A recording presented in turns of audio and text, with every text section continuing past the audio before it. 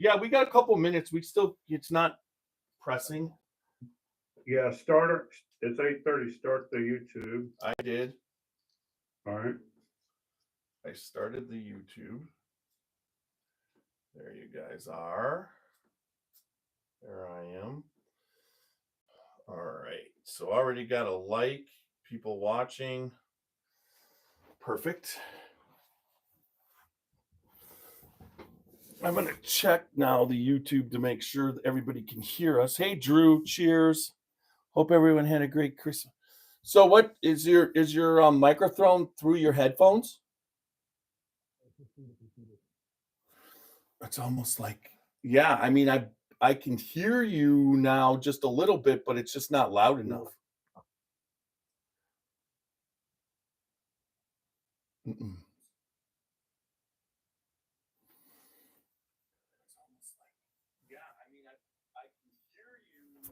What just happened? That can't.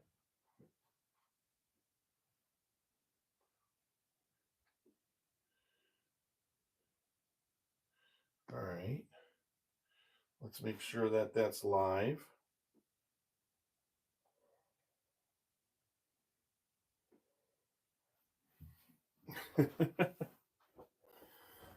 All right. I'm trying. YouTube. All right.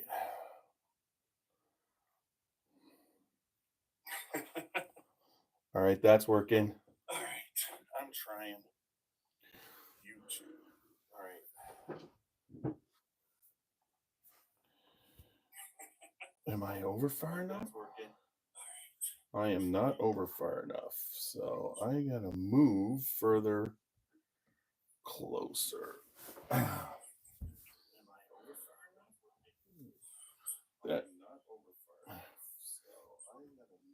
man, there. All right. Cheers, Jacob. Gotta slide over a little further too. I'm gonna do this. Plus, I'm gonna do that. Cheers, Jacob. All right. All right. Everything seems to be good for monitoring. Let's do this a little bit. I can go a little bit more that way. Here's Greg. Good to see you. I hope you're feeling a lot better. Yes. All right.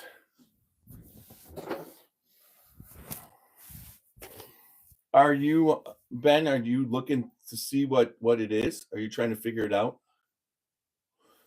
Do you have a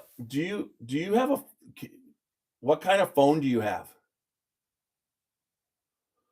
Because you might be able to do it on your phone if you have Facebook Messenger on there. Just click it on your phone, and then that might be able to do it through the microphone.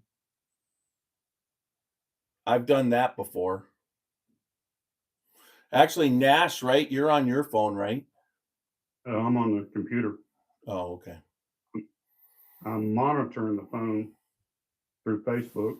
Welcome, everybody. We're just working it out to get Ben on tonight. I don't want to miss it, so we're just trying to figure out something. Jacob Hasselback, you're watching, Martin. I definitely have. Hey, John, use the Zoom app on the phone. Yeah, that's what I told him. He should be able to just click on the link on the phone, which then just automatically puts them in, because that's what you do, right, Nash? Yeah.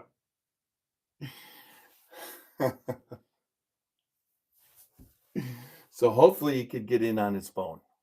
But tonight we're going to be doing the Oceans voyage. Jefferson's Ocean wheated mash bill. Right. Now, it's crazy because I don't know where. Oh, this is dumb. Oh yeah, he's going to come back in. That's what's going to happen. So yeah. Let me take this off for a second. Participants. John was saying that he might need the latest Zoom update on the computer too. Sometimes that might be it. Yeah, but hopefully it hits him on it. He can get in on his phone. Yeah. Let's hope. Yeah, I have no problem. Yeah, I know that his microphone just you could barely hear him. You know what I mean? Here's Marcus. Glad you're tuning in for another episode of the Scotchy Bourbon Boys. Yeah. Everybody, hi on YouTube. I'll just say Yeah, hello tonight. glad everybody's tuning in on YouTube and Facebook. Please let us know you're watching and where you are from.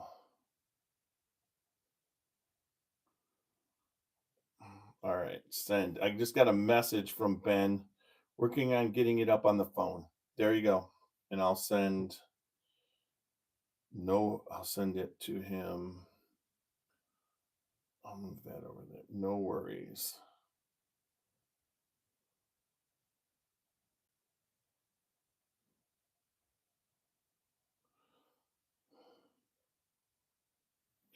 There we go.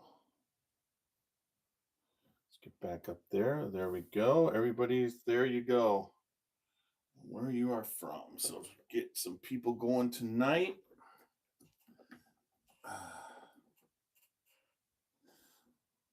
So what should we pour? What do you think we should pour? By accident, I actually poured a little pour of the Ocean's Voyage number 23, which is the very small batch. The Jefferson's Ocean. Well, I got a bunch, and but I would suggest that you go ahead and pour up just what you're going to be tasting of the wheated, so it can be airing out a little bit. I opened it last night because this is okay. Everybody. If everybody doesn't know that, this is Roxy's. Her jam is the oceans. She really liked the oceans, and when we were coming back one time, it was all on her to come up. To stop off at the Kentucky Artisan Distillery, and we got to see Ben there at the time, and we got the tour, and learned about Trey Zeller, and we learned about what Jade and Ben are doing, and how the whole thing that we're going to go over with tonight once Ben gets on. But we what would you say? What was it? We picked up this Voyage 29 right out of the gift shop, and it was so fantastic. We tried it. She loved it. I ended up with, between Walker and whiskey, I ended up with the bottle we had, plus I've got 4 other bottles of this wheated. Wow. But whiskey for Christmas gave me this Voyage 25. Okay, now this one, Voyage 25, and it comes from Total Wine. But this Voyage 25. I actually have the Voyage 25 over there, and it was not a wheated. Coming back in on the computer. Yeah, I think, or on his phone. On his phone. Coming in on his phone. See, the microphone is in red. There it is. It's clicked off. So, well, hopefully he gets it. He gets it all going, pushes on the right things, and we get him here. Right. I want to say that you were telling me that it was like buttered French toast. The syrup, the sweet syrup, and the buttered French toast taste to it when you first picked it up.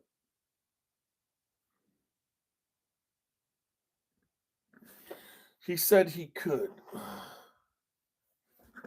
He could let me adjust the volume level for the mic, but it will not let me adjust the volume level for the mic.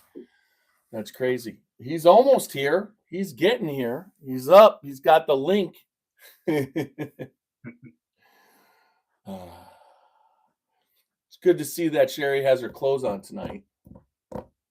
Hey.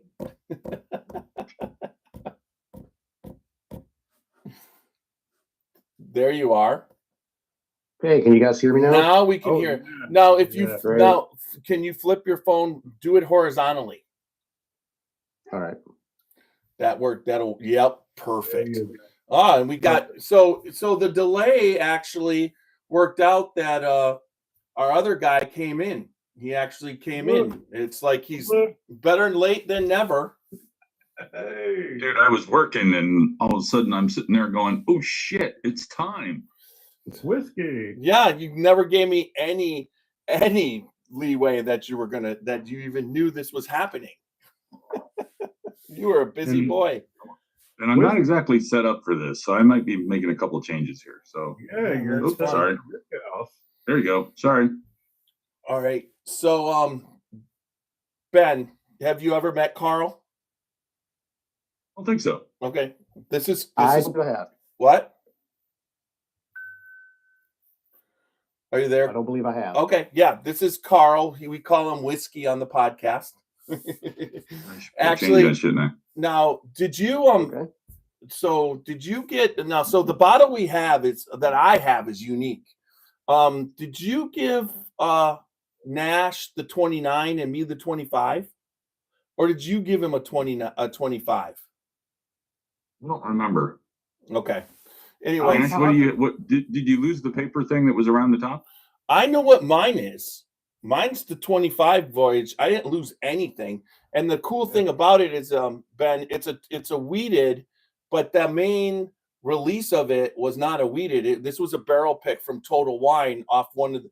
So I wanted to get into a little bit tonight about how that kind of stuff is happening and all the unique stuff that happens with Oceans. But when we get started in a couple seconds with the actual podcast, for audio, which I'll queue up in a little bit. But what I wanted to, let's see, I'm pretty sure I lost the microphone. No, it's hanging there.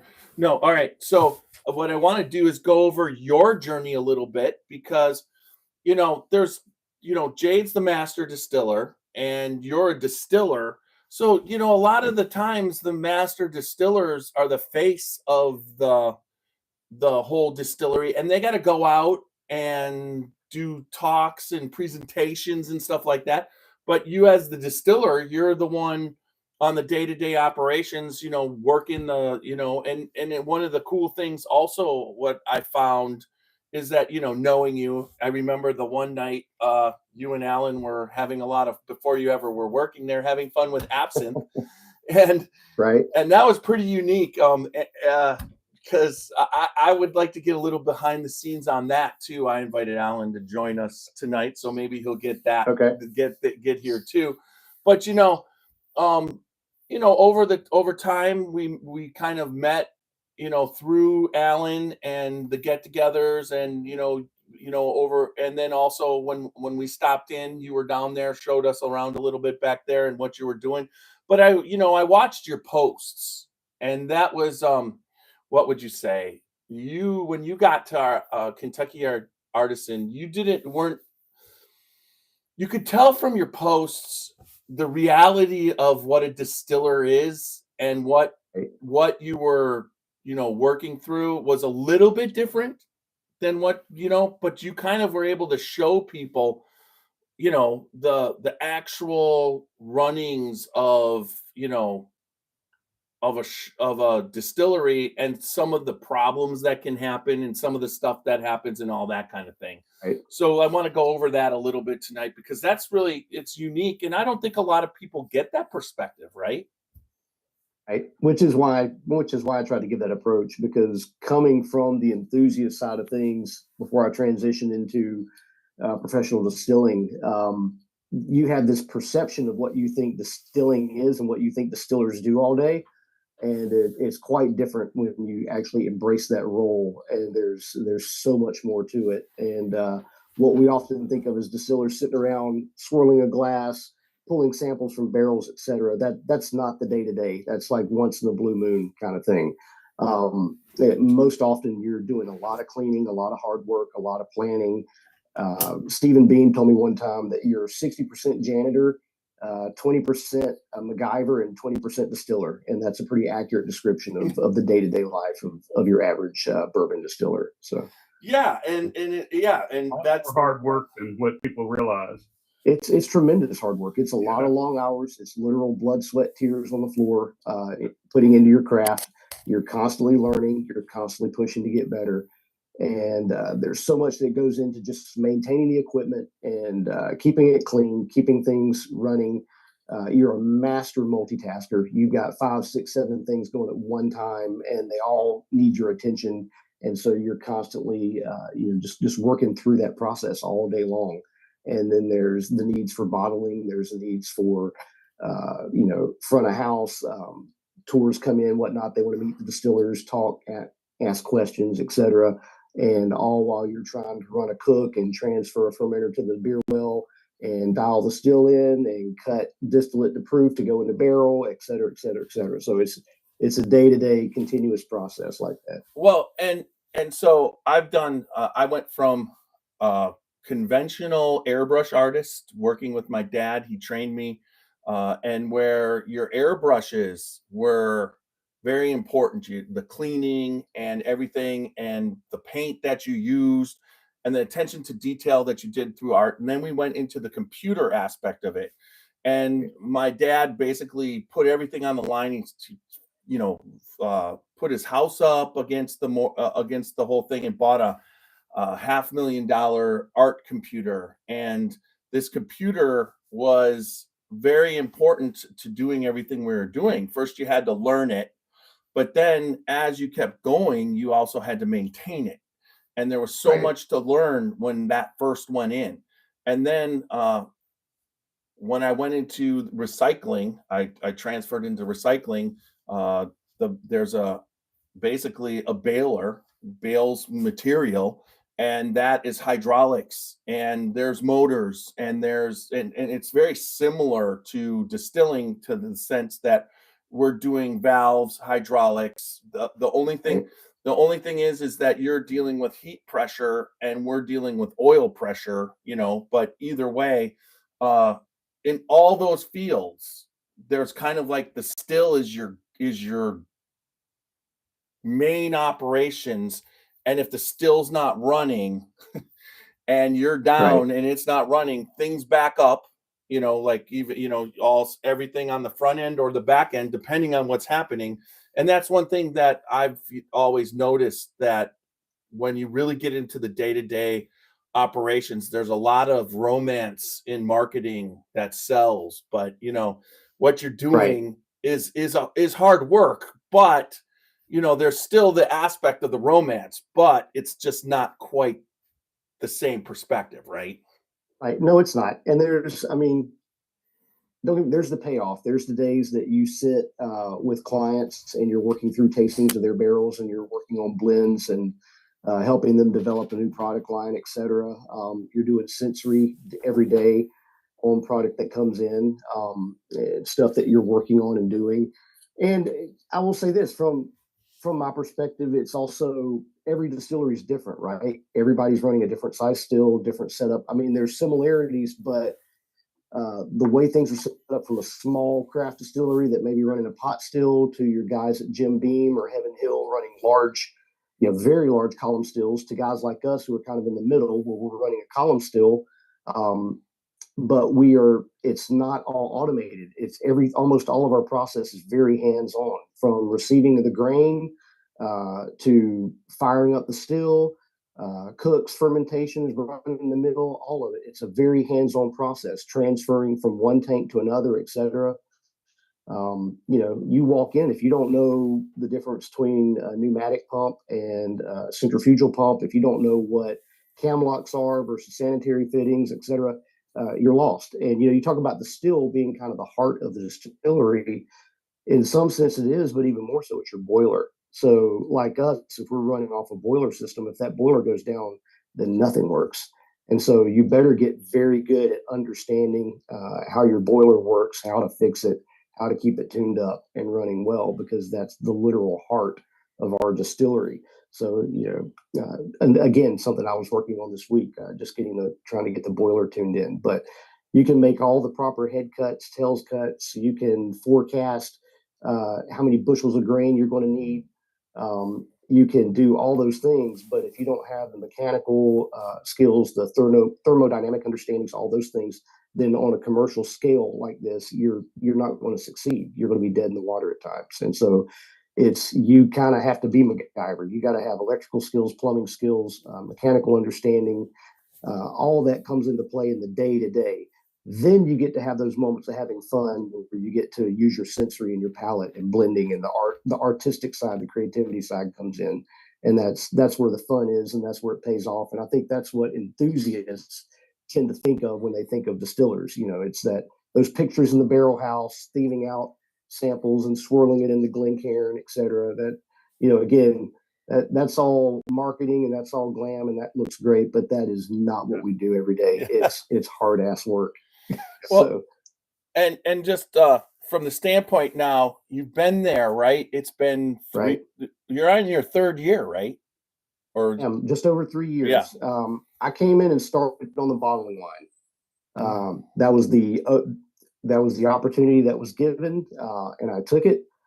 Within 3 months, there was a door opened into the distillery side. Jumped onto that. Within less than a year, I'm the lead distiller position. And starting back in October, I took over processing management. So I still have some input on the distilling side of things, but I'm more handling the processing side. So that's mature barrels that are coming in, ready to be dumped, processed for bottling.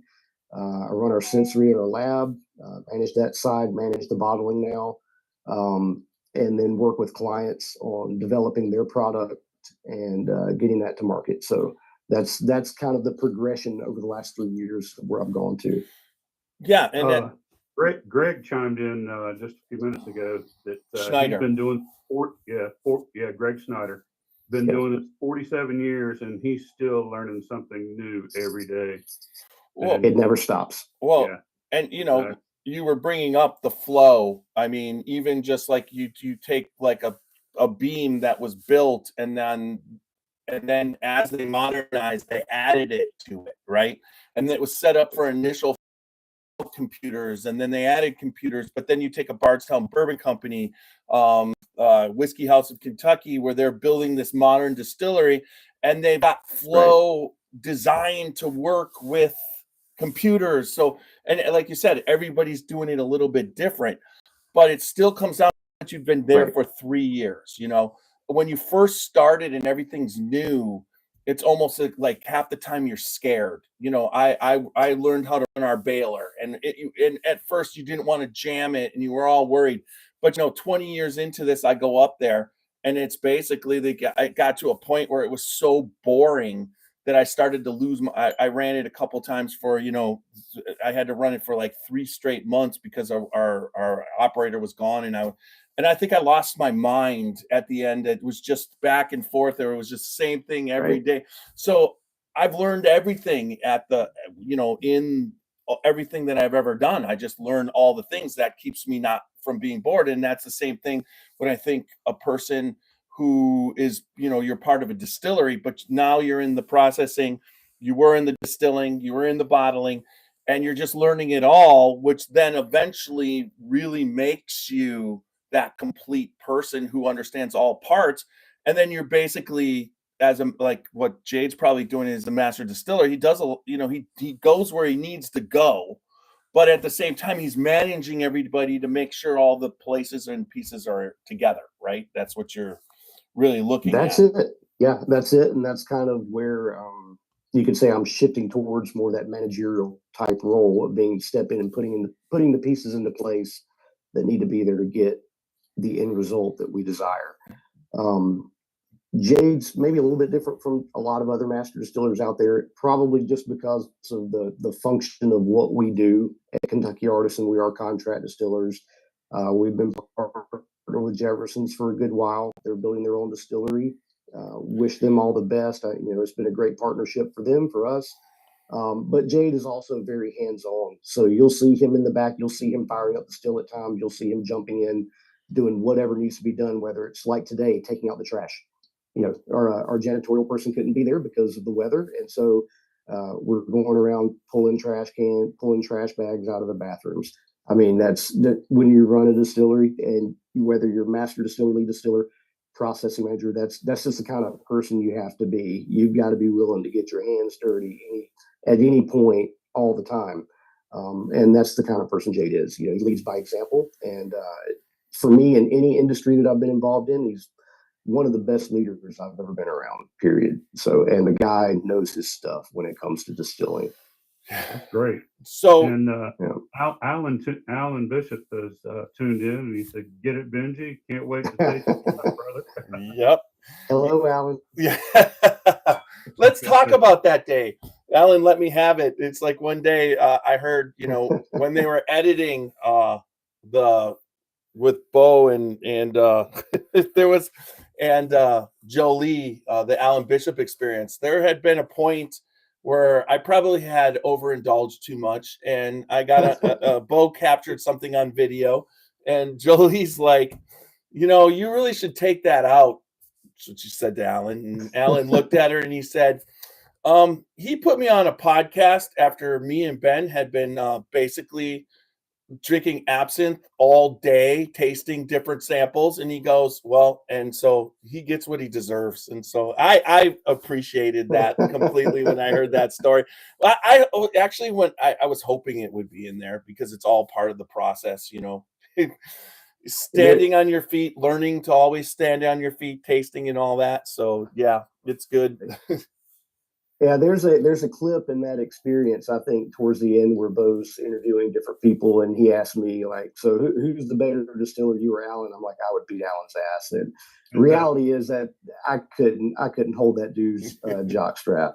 Man, that guy knows more about distilling and all the aspects of that than I think anybody I've ever met, especially digging into the history and the historical side of things.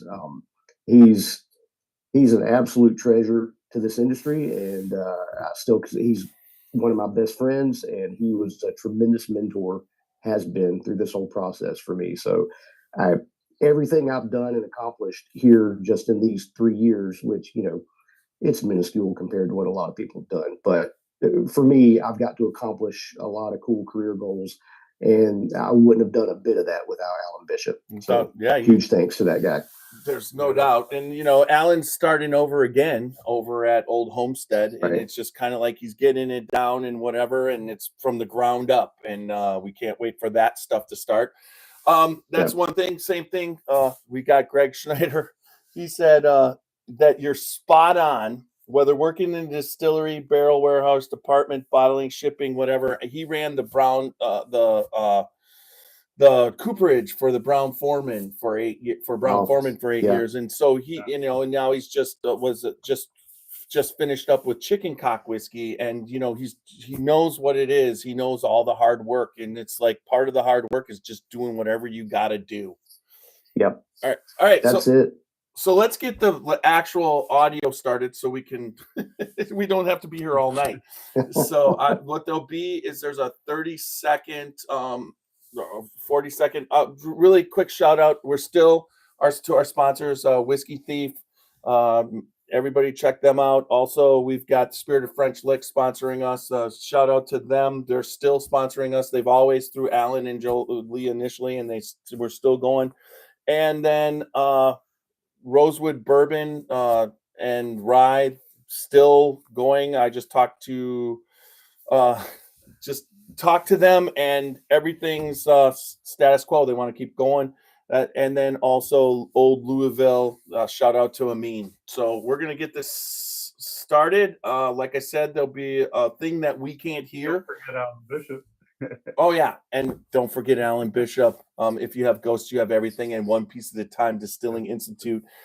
He's keeping that going and running a distillery over at Old Homestead. And he does a lot of amazing things. There's no doubt about it for the industry. So, so let's see. No audio inputs are enabled. Okay. Alan wants to know, when's agave coming, brother? It's in the barrels, Alan. All right. So no time frame quite yet on that little project, but we'll keep checking them and see when they're ready. I gotta get this audio right here. It told me. There we go. Let's see what happened. All right, there it is. And then let's see. Does it gotta pick it? Yeah, I gotta pick it. Oh, that must have come out. All right, there we go. I'm sure that did it. All right. Okay. Yep, they're working now. One's working. Yeah. Okay. So we got the audio working. All right. So it's going to be about, you'll hear, once you hear our music, you'll hear some music, and then we'll start, we'll start the podcast. All right. I'm going to start this.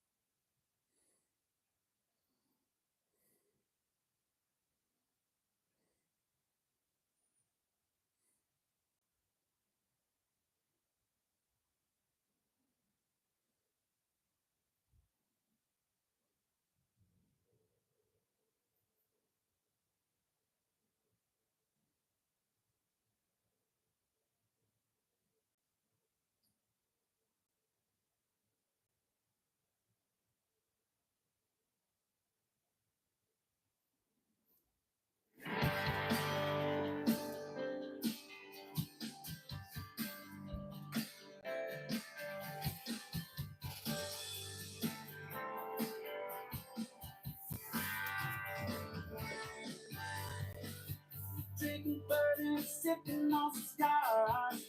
We get a little wild, it's sure fun to watch.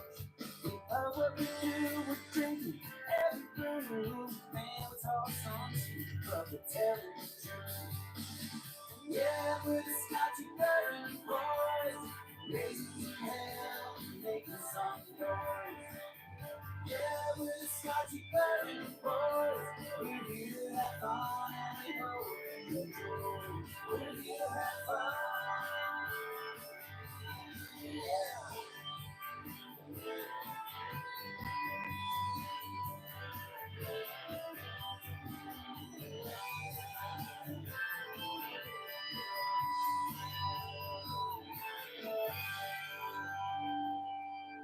All right. Welcome back to another podcast of the Scotchy Bourbon Boys. We've got a special lineup tonight. I can't wait. I've been waiting for this. So the way that it started, we got whiskey here tonight, and we got Super Nash, but we also have. Do you go by Ben or Benjamin? Either one's fine with me. We got Ben Eaves, a friend of the podcast and a friend of the Scotchy Bourbon Boys, and just a friend. I look at him as a friend just because every time we get together, we're usually tipping some back and having a good time, and also the head processor right now, right at the Kentucky Artisan Distillery. They're right out in Louisville, and then also he's as far as he's running in the distillation process and pretty much doing everything. So the way that this podcast started tonight is that whiskey for Christmas gave us all bottles of Oceans. Super Nash ended up with the Oceans 29 weeded mash bill. I've already got, I believe, 4 bottles of that. My wife, Roxy, she absolutely loves that 29 weeded. I think that I've got 4 right now, 1 open, 3 backups, and we've already finished 2 bottles. So that's how much we got. And then the state of Ohio released it. So then we were able to pick up a bunch of it. So whiskey liked it. And then also, this is the one that really intrigued me. It was Voyage 25, but it's the weeded version. And I didn't know that there was other, like every voyage had multiple mash bills on it, or some of them do, or whatnot. So I wasn't sure. You there, Whiskey? So it's not every voyage that I think they produce a weeded. I've never found one in every sequence. But I know they've been on 19, 23, 25, and 29. Those are the ones I've been able to locate. So the 29, I think, was a majority of. There's a couple voyages that were majority weeded that they released the. Now, are they all single barrels, Ben, or are they other?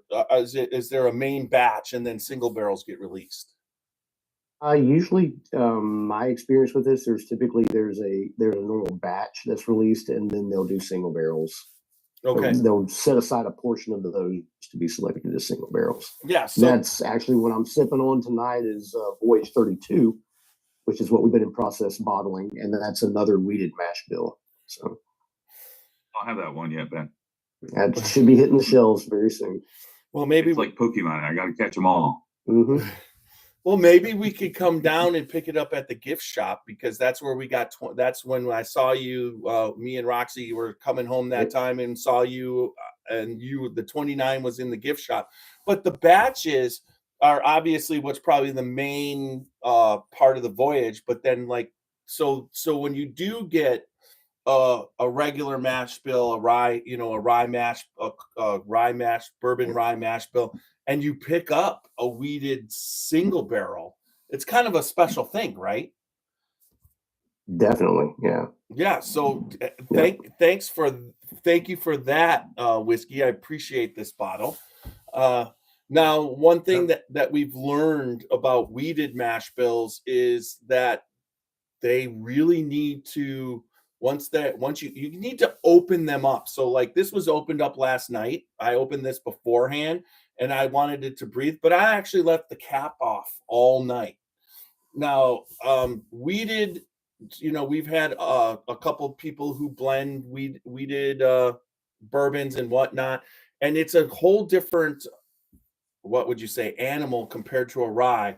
A lot of times the rye is a more hardier grain, where the wheat's a little bit more fragile. And so it seems like when you open up a weeded one and you let it breathe, the how much it opens up and expresses itself is a little bit more than what a rye mash bill. Now, have you come across that at all?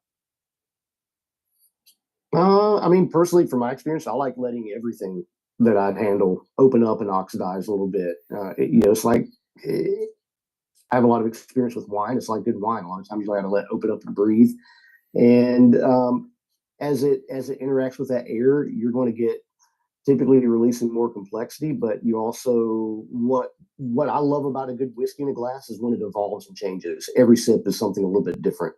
And that to me is a marker of something that carries good complexity, and that's what I really enjoy. So if I'm taking a sip and it's the exact same 3 notes every time, okay, background whiskey, a little bit bored with that. But when every time I lift that glass, that nose to it is changing, is evolving, the palate's constantly, I'm hitting different notes, different flavors coming off of that every time. That's something that I really dig in and savor. And for me, I actually see that more I typically get more complexity with a rye mash bill than I do with a weeded mash bill. Weeded is not exactly my personal preference, but I can certainly enjoy them.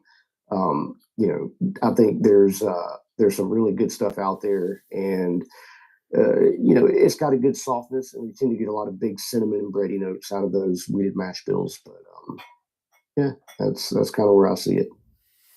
Yeah, and it's kind of like, so let's real quick, we already went through a little bit we went through your journey, but now that we're on the podcast, we kind of just do a review for everybody out there. You got into this, what made you want to get into distilling? I mean, I know I kind of came into the beginning when you were working with Alan, but what was it that even made you want to work with Alan?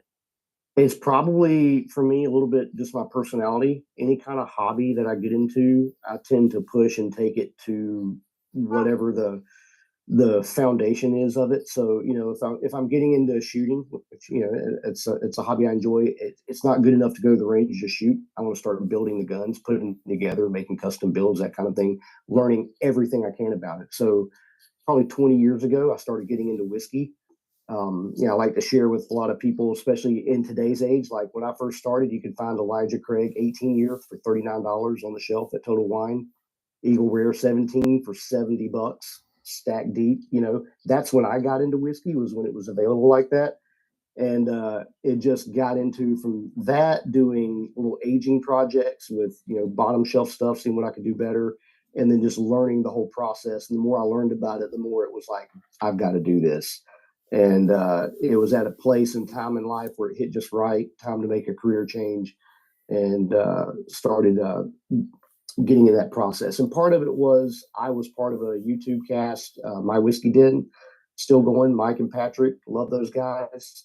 And we had a Monday night where we would interview and talk with the distillers. So getting to meet and talk with people like that further fueled my desire to get in the industry. And then that's when we met Alan Bishop and formed a relationship with him and Jolie, and just it took off from there pretty quick. So yeah, that's for sure. And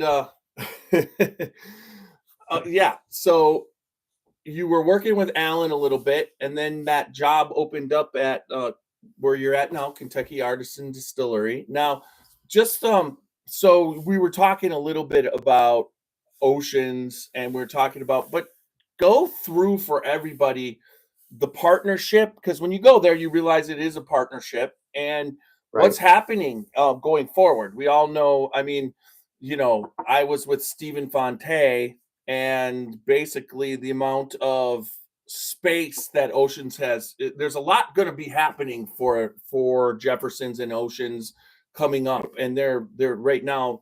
Go into kind of where you guys are at right now. So, they had partnered with Kentucky Artisan well before I got there. We were considered the home of Jeffersons for a good while. And I think, as a lot of you bourbon people know, they've been building their own distillery, and should be opening up this coming year. Probably, last I heard, maybe pushing towards into summer, somewhere around in there. Should be ready to go. But we're still doing some processing and bottling for them. We did distilling for them up through last year. That contract's over, and we're still working on bottling projects for them and various things like that. They have a great master blender, Ali Ochoa, and we work with her on making sure that figuring out the right blends, the right profiles, that everything's there that they want moving forward. But they've got a nice state-of-the-art facility that they're going to be kicking off, and I think the best is yet to come for Jefferson. So they've had a hell of a run so far, but I think they're moving in the right direction. So I was watching. Where's that facility located at? They're going to be down there close to Maker's Mark. Actually, okay. It's right behind Limestone Branch. If you remember Stephen talking about how he looked out over fields, and they bought enough. There's going to be not fields there very long. It's now they're building. You can see it from Limestone Branch. But then they were talking about that the fields will eventually become rick houses. Right. I remember they that. bought a lot of land, but.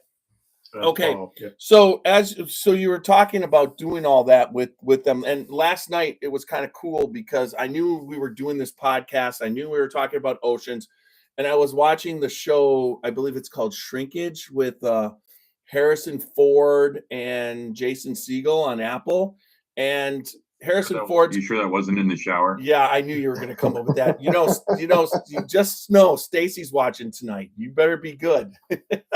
Anyways, it is the one character Harrison Ford plays has Parkinson's, and one of the things he has to do is quit drinking. So his last pour on the show, when he was doing it with the friend in the show, was he said this bottle, and he pulled it out, and I said to Roxy, I said, that's an Oceans bottle. And he's like, this bourbon goes on the ocean and it ages and goes around. And he goes, and he pours the glass and he pours and he goes, this is the last glass that I'm ever going to drink. So, he did that with a friend. So I thought that was really kind of cool that they picked oceans and I got to see it the day before we did a podcast with you, Ben. And then, so going forward now, you guys have brands at your place, your brands, correct? We do. We are a contract distiller, so we work with a lot of different premium brands like Cream of Kentucky, Whiskey Row, etc. But we are actually getting ready to launch our own house brand this month, KD Artisan Series. We've got about 6 different mash bills that we're going to be releasing.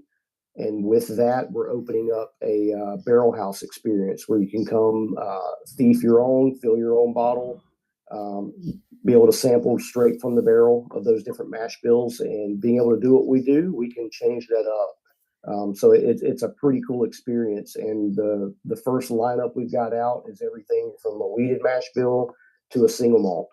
And so it'll be a great experience to come and see how all those different flavor profiles line up, and compare one to the other. But we're very excited about that as well. And Jade, we're getting ready to bottle and move forward with his own personal project. He's got his own line that's going to be releasing right around Derby time.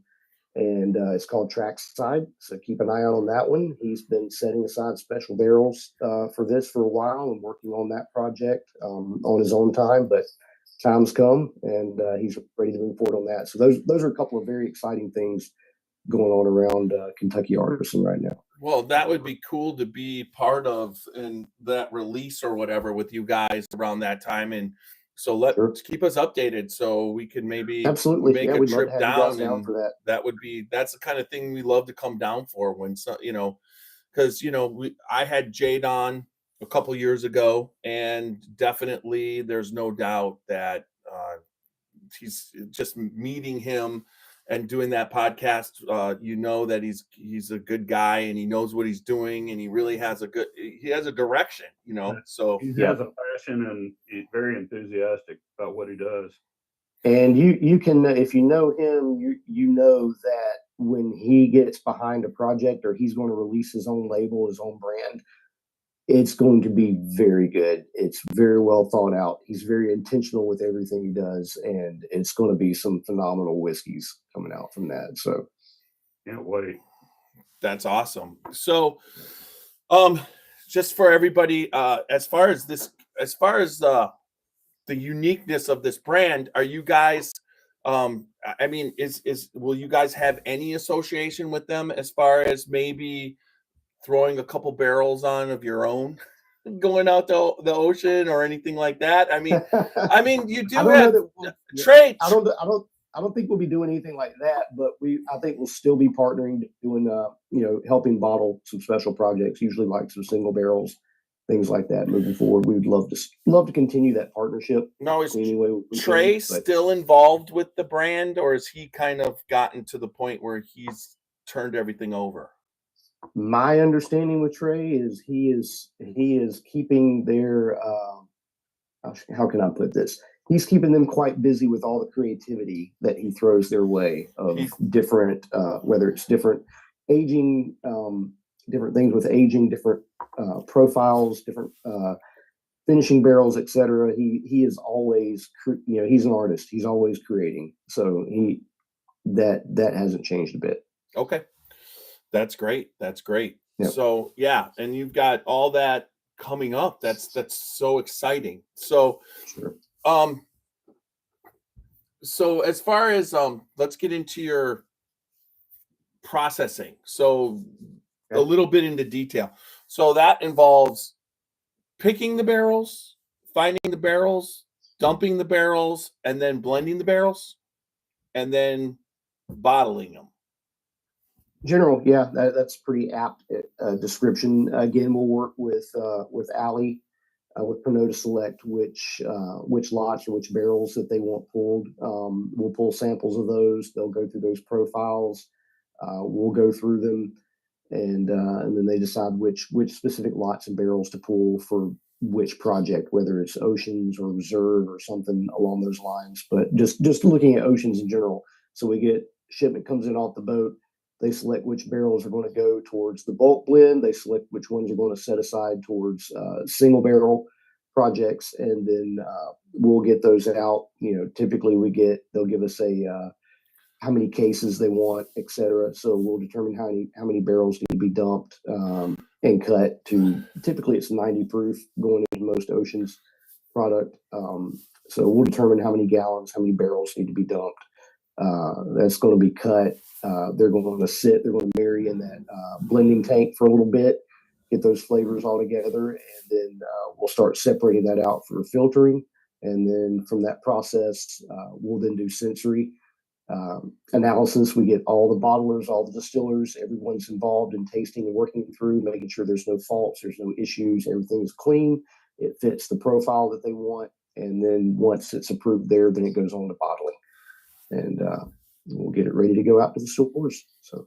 So whiskey, you got any? Yeah, go ahead. Yeah, I was going to ask, so how familiar are you with the oceans process? Because, for people that, like even me, when I first said Jefferson's Ocean, it goes on a ship, who cares? I mean, it sounds like a gimmick, right? Right. I mean, so is that something that you're at least familiar with what goes on? I mean, I guess I have some questions around it if that's something you're familiar with. Sure. I mean, there's plenty of things I can talk about. The only thing I can't really get into, I think, is mash bill. That's NDA. Can't discuss that. But as far as the actual process of oceans, yeah. I mean, I get that it's, for a lot of people, they see it as a gimmick.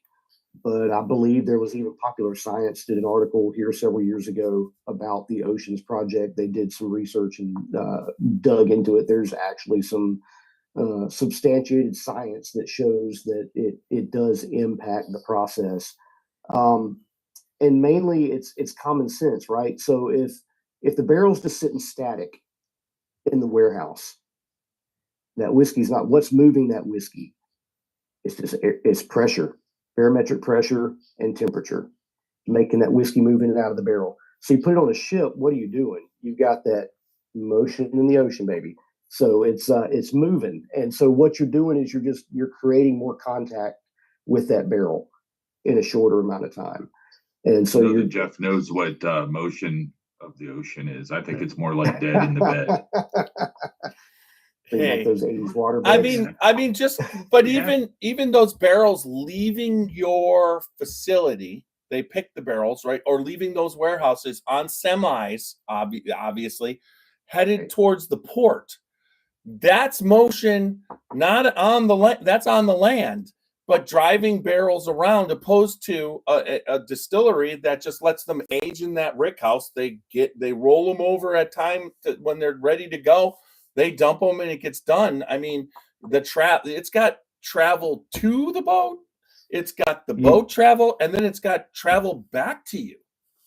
But then you're also getting one of the important factors in that aging process is environment, right? So in a warehouse, you go through seasons. You got hot, you got cold, you got high humidity, low humidity, you got rises and drops in barometric pressure, et cetera. All those things impact that barrel aging process. Well, you put it on that boat and you're leaving out of port, say going out of Savannah, which some of these go out of, you go through the Caribbean, you head down the Panama Canal, and now you're going through the Pacific. You're heading over to Singapore, down to Australia, swinging back around. So you're experiencing a lot of environmental changes, a lot of barometric pressure changes, a lot of temperature changes, et cetera. So again, it's just, I don't want to call it rapid aging, but you're just exposing that barrel to a lot more environmental influences than it would be experiencing just sitting in the rick house a lot of times, and over a shorter amount of time. Yeah, that's what. Yeah, that was a question. Help me with the process. So, I mean, because oceans to me tastes like it's got some age to it. That sure, but there's not an age statement on the bottle, right? So, I mean, do you distill it? It goes in a barrel. It sits in a rick house for 4 years, and you put it on a ship. Do you distill it? You put it in a barrel. Does it go? Yeah, I want to say a lot of those barrels that go on are typically around the 5 to 6 year range, I believe. And then depending on what kind of journey, just how long it's out at sea. And then they're once they're brought back, then it's we're getting ready to start processing those. The stuff you're sending out now, what I was reading about all on the internet right now, between the Ocean's website, it's 6 to 7 years now.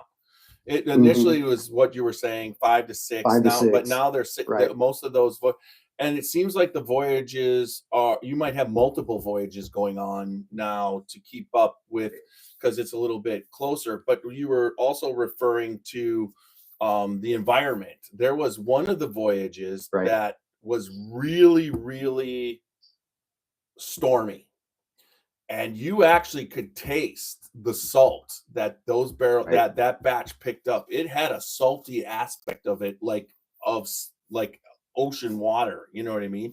Now, I'm not saying it was my favorite, but it was unique, and it wasn't off-putting. So I mean, that's really kind of cool that you pick. It obviously whatever vessel it was on, it was taking on some huge waves. I mean, they had to find, and they had to fine tune that. When this whole thing started with, I think Trey had an idea of sending whiskey basically following the path that it did 150 years ago, going down the Ohio to the Mississippi to New Orleans, and then from New Orleans taking all the way around to New York. So it's like, let's follow the path of how bourbon got started, And then from there, the idea, well, let's just send it out on the ocean. Let's see what that does. And I think the first couple of batches came back, the stuff was almost looking black, from what I understood. Like a little too long, a little too much exposure. So they had to kind of fine tune this whole process. But I think they've done a pretty good job of it. It's interesting. I mean, Oceans has kind of a cult following almost in and of itself. The fans you see about this product, but you do get some of that. I describe it as almost like a salted caramel kind of a note from a lot of these bottles. So that ocean impact. So when they're shipped, are they in containers? Are they in containers? Yeah. Well, then do you build like a mini rick inside the container and put the barrels in there, and I assume they get lashed down. So because I spent some time on ships, and it gets pretty rough. Oh yeah. From what I've seen, typically we stack about 3 barrels high in most of those containers. So I'm assuming that's what they're going to be front to back, top to bottom, stacked with barrels. So there's little movement, very little potential for those barrels to jolt around and get busted, which So you don't want that at all. Upright, or are they on their sides? Should be upright, yeah. So these are just mentally, I'm sitting here going, well, how do they do this? And there's like zero information about what goes on behind really the scenes of what goes into this. I've done enough loading and unloading of barrels and containers personally to see how that would logistically how they would have to make that work. So at first I always thought that that they loaded these down in the hull of the ship or something like that, right? Until you just said it just now that they load them in containers. The first voyage, which containers, they're stacked on top of the ship, right? Along with other, they're just they're in a container. They could be in the bottom or they could be in the top. I don't know that you guys get to pick, right? That I'm not privy to as far as how they get to decide where on the ship they go to. Well, the real question is, if you send it out to sea, do you ever ask the captain to head right into like a cyclone? Let's just clearly somebody else thought it was cool to put tornado on a bottle. Let's have a cyclone batch. When you read about where they go, I mean, this isn't just like it's not like going, like you think of a container just going to China. I mean, they send it, how it's going on that container and whatever, but it'll go south and down all the way down. Then it might go through. I mean, it might start. I think a couple of them. I mean, I think one of them started you shipped it to the West Coast, went down, came around, and came up. I mean, there's just so many different voyages. When you read about what they did and where they went, it's almost like if you let it go and it's like wintertime, and then you go to the south, and then it crosses the ocean, and then it comes back up then it's in the tropics for a while, and then it comes back up and then across the ocean again. it gets a lot of different temperature fluctuations, and they, they always describe it, and obviously nobody goes along, but somebody on that ship is documenting the weather, right, and the temperatures and everything for you guys. Absolutely. I mean, you have your captain's log. Basically, they're going to be keeping track of all of that, and then that gets applied to the journey. Yeah. So that leads me to the question: do they mount like computers like inside those containers to monitor all these barometric pressures and temperatures and stuff like that to help them learn about the aging process in containers? Because I mean, just the captain's log alone, just is telling you about the outside temperature or something like that. Right. There was a lot. There were a number when this first started. I believe there were some research vessels that they were using. So we've got like a fiberglass reproduction of a great white shark hanging in our bottling room. His name is Jeffrey. He was on, I think, one of the first voyages on a shark research vessel that they sent barrels on. And that was one of the sharks that they caught and tagged and released. And you can still, as far as I know, you can still track him. I don't know if he's pinged in a while, but you can go look. There's a site. I'd have to look it up where you go to that you can track the shark that they pull off of that. Yeah, the website for the shark is ocearch.org. Yep. So my bottle's old, but it still has the little paper tag. There you go. And this one says, the shark even has a Twitter channel. There you go. It's at Jefferson_shark. I guess you can. There you go. You can do whatever sharks do there. Being a he sings research the vessel, song. Yeah. If he sings the song, I'm going to be angry because that song just irritates me. Don't start that. Yeah. I had 4 kids. I've been through it. Please God, no. But being a research vessel, they're tracking information pretty well. But I would be curious to find out if they're, because that's not something I'm privy to, if they've got some data or something that they're logging this information on in the containers with the barrels, because it just makes sense if they would be tracking that kind of information so they can determine, what's going to be the best journeys, the routes, the time of year, et cetera.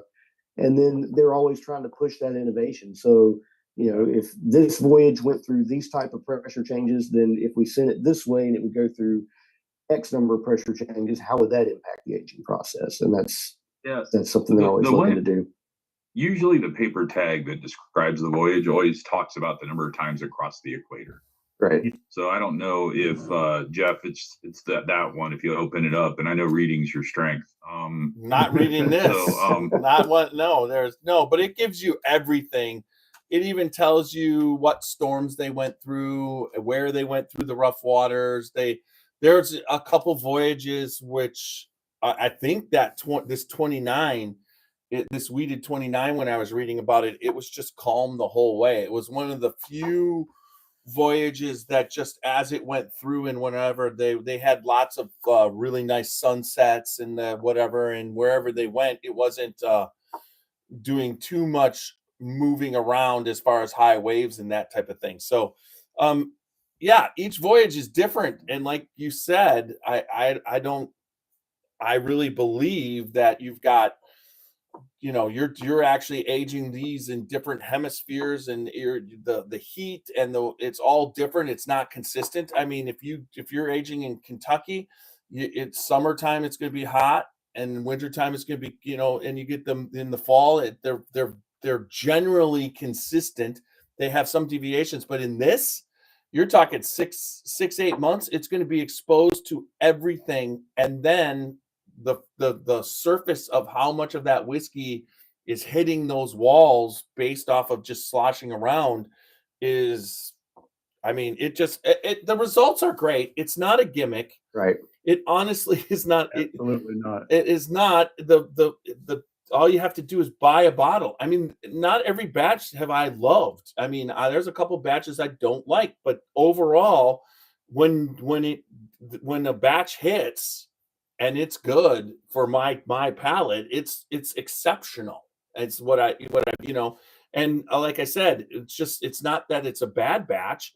It's just that I might not like as much oak is what it picked up, or how long, but there's just as many of me that do like that, and that's the great thing about this. It just produces something unique each time. It's creative, and it is on the level of maybe not shipping it down the Mississippi and then coming up around New York or whatever, but the pirates used to have rum barrels on there, and those babies shook around and everything. And so it's like on that type of, it's not like people drive around on ocean voyages with whiskey barrels or rum barrels anymore, so it's more like what was happening in the 1800s. I mean, they used to take the whiskey, or they take the rum, because water wasn't a thing. They'd be out on the ocean. It's not, once your fresh water was gone, a lot of people drank the whiskey.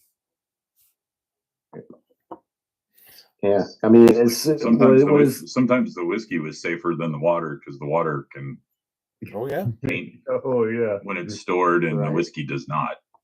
The alcohol kills it. So the old quote attributed to Benjamin Franklin, I think. I'm not sure if it's been verified who said what, but in quoting about drinking beer and wine, etc., is good, but then in water there's bacteria, or there's disease or something like that. But basically, it's especially in those days and times, that's why the alcohol consumption was so high, because water wasn't really safe to drink. So have your beer, have your wine, have your rum, have your brandy. Well, you just think about it. You had your beer, your wine, your rum, your brandy, and people were running that through stills. They just didn't, they should have been thinking about just run the water through. Right. Just boil the water. That would have helped.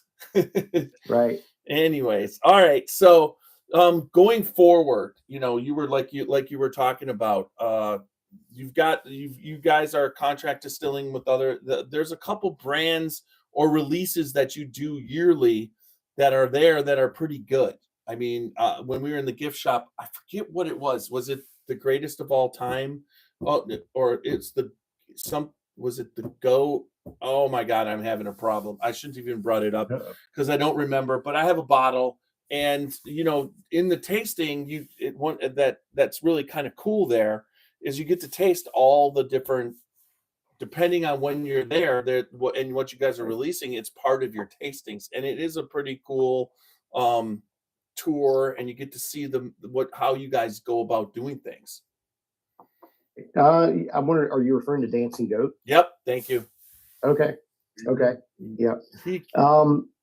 So, and I think that's what's going to be cool now is not only, we have the opportunity to taste with a lot of our different contract brands that we do, et cetera, but with the new barrel house experience, the opportunity to taste straight from the barrel. We've got multiple recipes that we can run throughout the year. I want to say there's 13, 14, 15, maybe more than that recipes that we have. And there's more that we're constantly developing. We did some corn whiskey last year. That was a mash bill that I created. We laid down some barrels of that. We've got it aging. We did agave. We ran a couple of batches of that. We've now got that in barrels aging. So there's a lot of fun, cool things that we get to do that I think people are going to get to experience coming up. And with the barrel house, like we're rolling out 5 different mash bills at a time. We've got a wheated, we've got a 4-grain, we've got a high rye, we have a 95.5 rye that we did, and we have an American single malt that's over 4 years old. And so, again, those things, we'll be changing those up as we have different mash bills available that the barrels come ready. We go through, we taste, we're selecting which ones we want to put down. And you're going to get to experience, have a cool experience of tasting through a lot of different things with us over the next few years. So we're very excited about that process and what's going down with that. Sounds exciting. Ben, I found your quote from the other Ben. There you go. It's in wine there is wisdom. Yes. In beer there is freedom. In water there is bacteria. There you go. And obviously he didn't know anything about whiskey because Kentucky wasn't a thing even then. Right. Or Flint, Michigan. So Yeah. Well, Actually, in Flint, you probably could drink the water then. Back then, yeah. Greg Schneider was saying that he used to hang out with Steve Thompson because he was the former owner of Kentucky Artisan. Right. And he said that he was his mentor and friend when he worked at Brown Forman.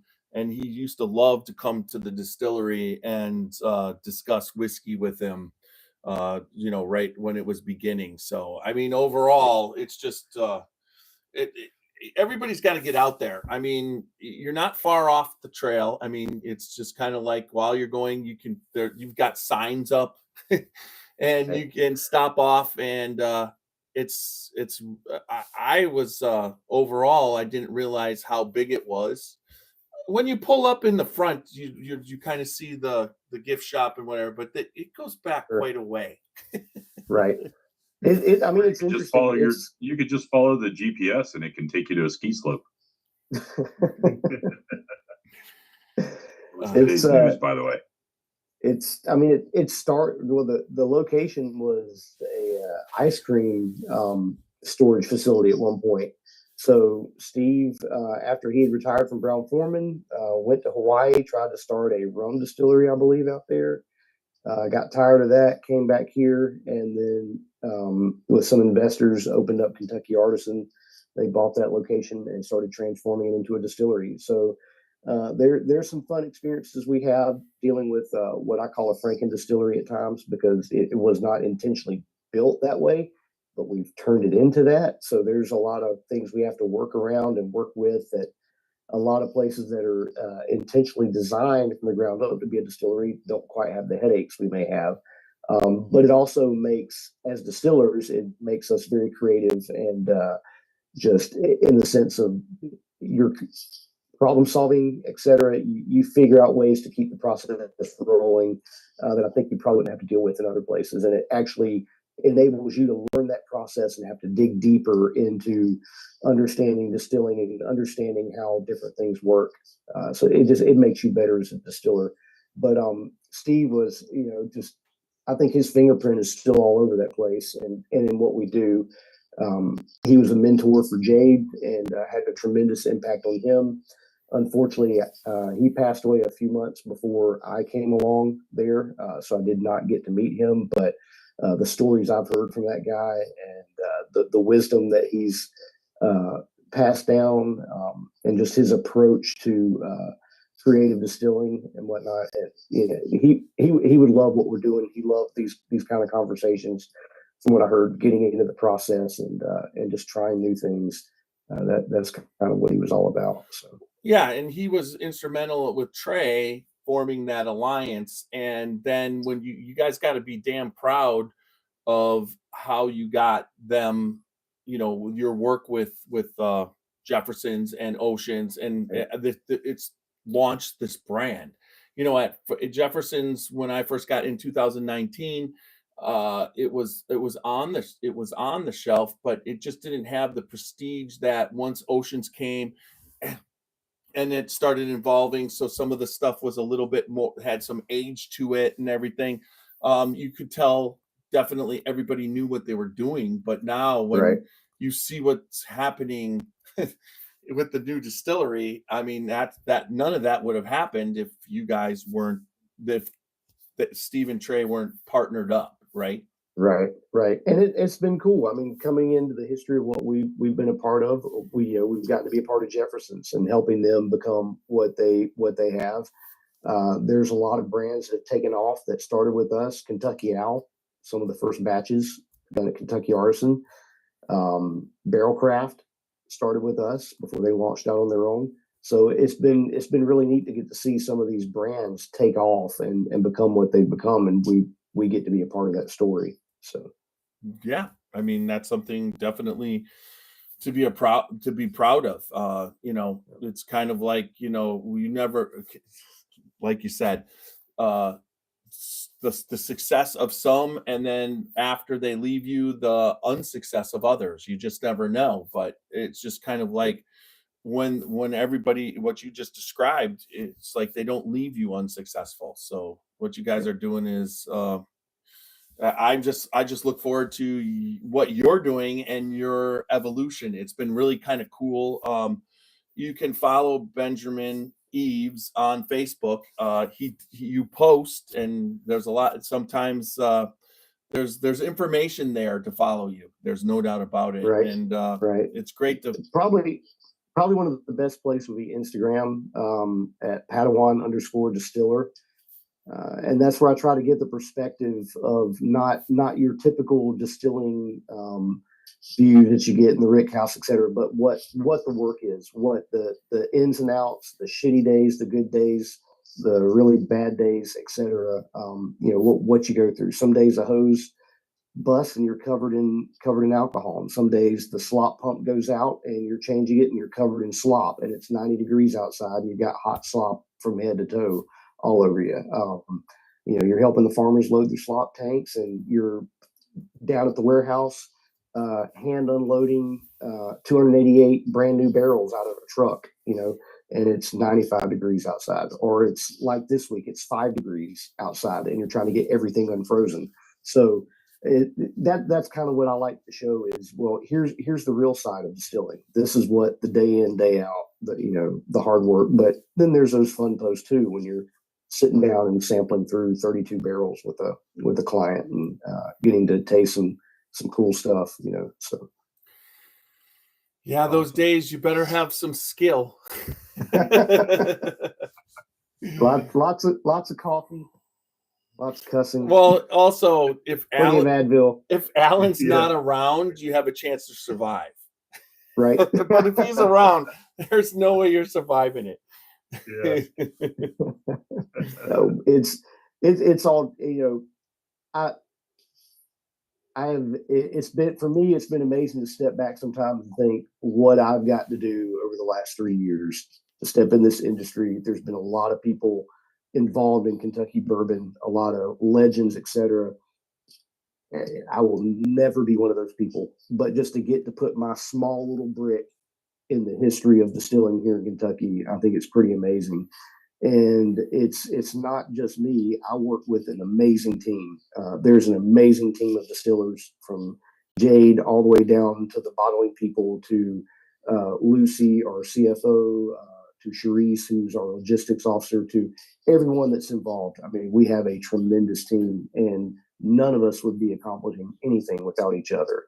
Whether it's, again, repairing slop pumps, working on a boiler, transferring a fermentation distill, etc. We all got each other's back. We're all helping.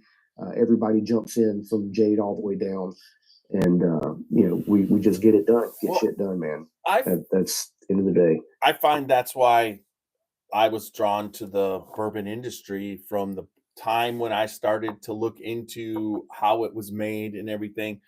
The uniqueness, it doesn't matter. It's just like at Beam, Fred and Freddie are the master distillers, the 8th and 9th generation master distillers, but the amount of distilling they actually do is very little. They had to learn and they know how to, but you run into the distillers, the head distillers of Jim Beam, and they're not, in a lot of cases, they're not Beams.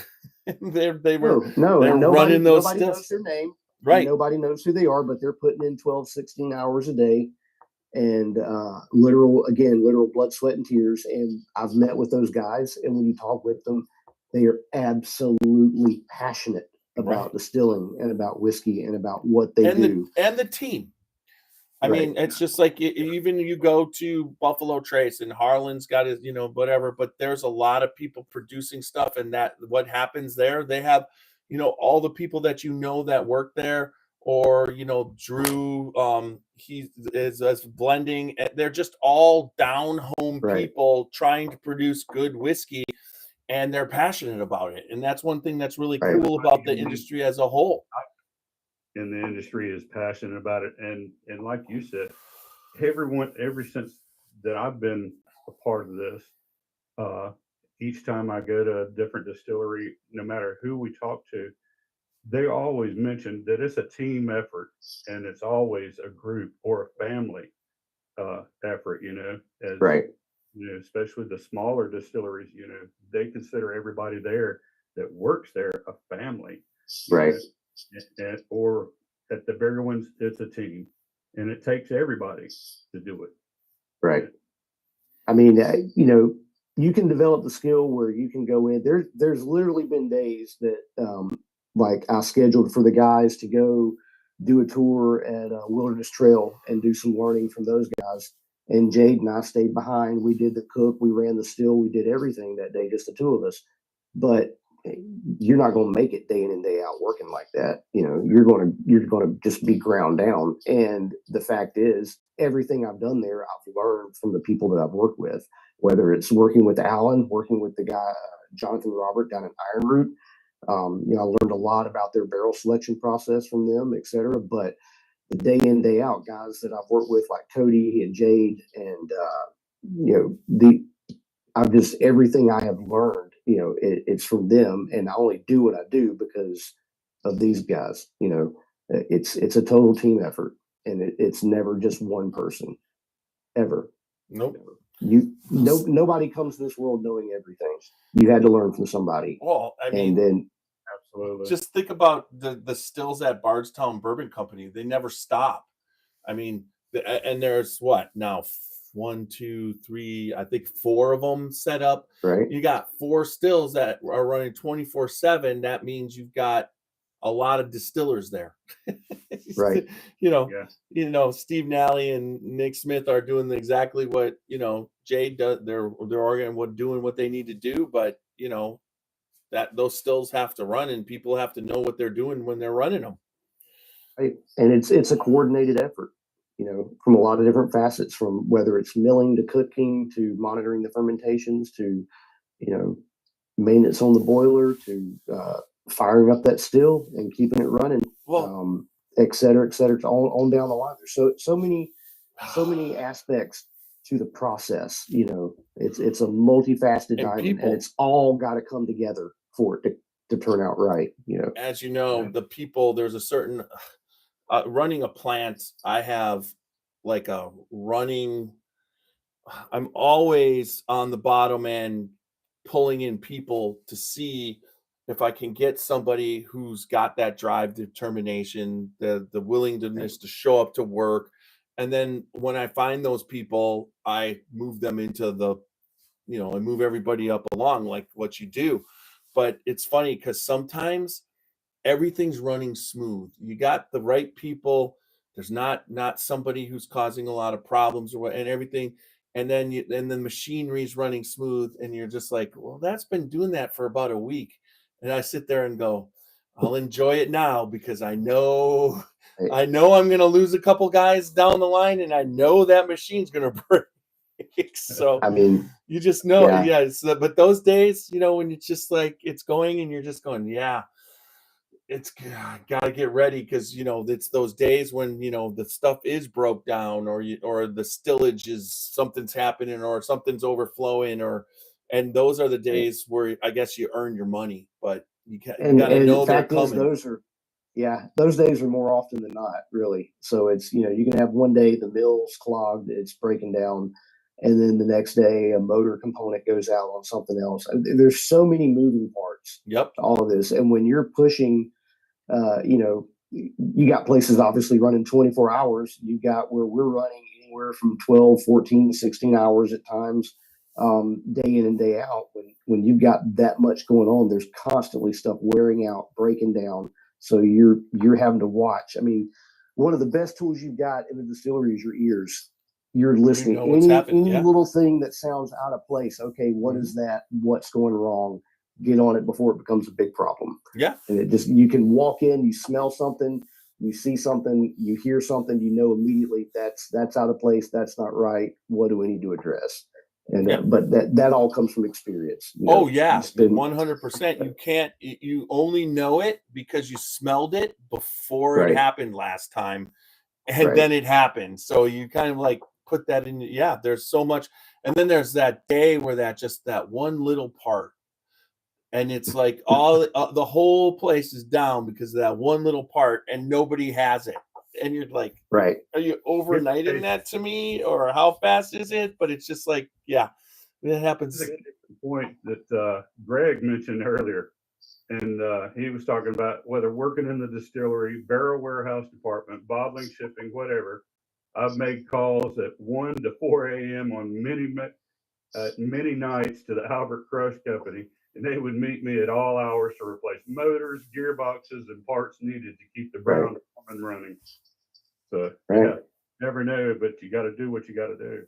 When you're producing at their volume, you think about how many gallons of alcohol an hour goes through the actual amount of money that is. You know, if we're down for a day, that's in the tens of thousands of dollars that are gone right there. So it's you've got to keep. And when you're moving up to the volume of like a Buffalo Trace or a Heaven Hill or Old Forester or something like that, then it's exponential. And that's the thing that I think people don't understand, the exponential, how much more you're not producing, plus everybody's there that's supposed to be doing their jobs and they can't do their jobs. So you're basically, I know my cousins are ownership, so they're upset that they're paying people to be there to do nothing.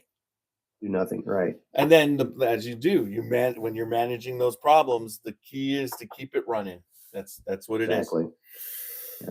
All right. Well, anything else? Anybody's got it? You got anything more there, Whiskey? I mean, did you have a couple more questions, or you got it? Nope. I'm just drinking this Ocean's Weeded, and this is awesome. Which one? So do you have the same as mine? I do. Okay. Just curious, Salted you guys have an caramel, absolute A favorite? little bit of oak. What's that? You guys have an absolute favorite Ocean's Voyage that you've had before? 19. 19? Okay. Yeah. Some people don't like it as much because it's real subtle. I like it's got a subtle sweetness to it. Right. I have 5 of the Weededs here. Yeah. Okay. I also have a regular Oceans, but I have 5 of the Weededs. So 17 for me. The state of Ohio did a pick on it, okay, and that it tasted straight up like French toast, with butter and syrup. I mean, for God, it was. Oh my God, that bottle was so good, and that's what got me hooked on Oceans. You know what I mean? Because when you first start out, and you're listening to everybody, you're in a group and people are saying, "Oh, that's a gimmick" and whatever, and it's and the price point. I mean, the price point's right where it needs to be comparatively. But I think back then when people weren't spending as much money on it, they were like talking about it's a gimmick to make you spend more money. But now it hasn't gone up that much. And you guys are producing what you're producing. Each one is you look forward to, to try. And I have to say that when the 29, that 29 was really good too. I got 5 bottles of it. I think that says a lot right there. Yep. It does. Yeah, when a guy with 400 bottles buys 5 of the same one. 400? I think it's like 900 right now. Good night. I mean, it's just everywhere. You guys, all the amount at Christmas time. I mean, even I'm curbing what I get for, I just want to get what I got to get and keep it there. I don't, and there's a lot of stuff that I want to purchase, but I don't. I mean, I've actually gone, where did I go? It was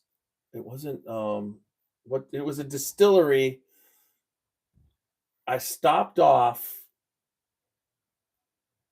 It wasn't whiskey. Anyways, they had a bottle, but I didn't get it because I knew I didn't need another bottle of that.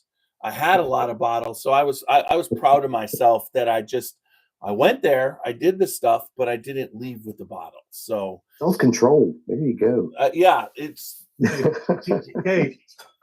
That or Roxy was with him. Talking about that while my wife's walking through here. Yeah, and we need to say he needs to learn self-control. Yeah, Nash does not have self-control. He knows.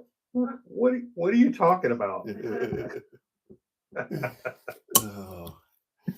Anyways, so what's your collection like, Ben? I mean, other than, The last time I counted, it was probably in the 300 range. It's been a good while, but that was back when I was doing the My Whiskey Den show, and we were sampling and working through stuff every week.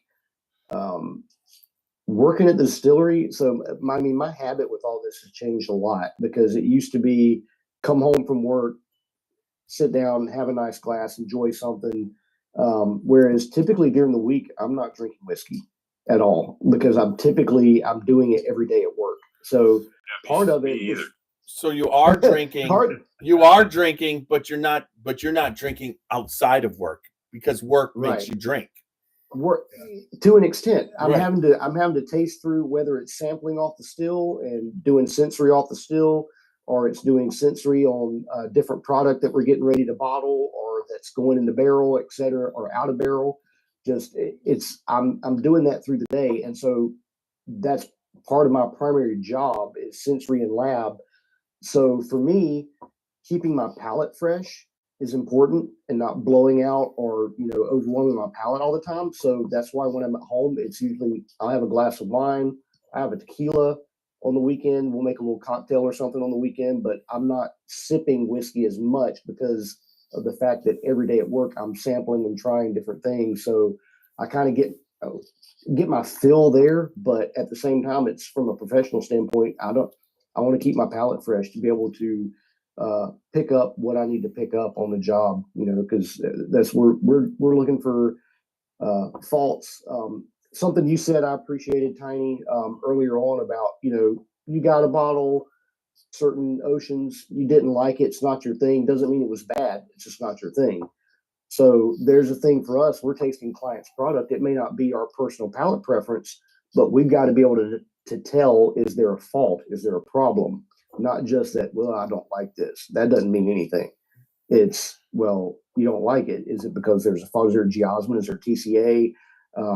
Is there something else going on there that this doesn't need to go public, or is it just that's not your palate preference? So it's training our guys to be able to pick up on that, and then for me being able to stay fresh, so my palate is fresh every day when I come in, to be able to detect those issues and those problems if they're there. So for me, what opened my eyes to that was, you go on barrel picks and you go on for the group, and right, you're picking one barrel, right? And you're trying to pick that barrel, that really awesome barrel.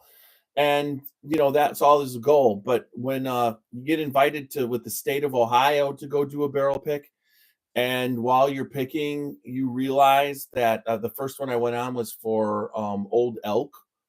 And okay, they had 36 barrels that we had to taste through.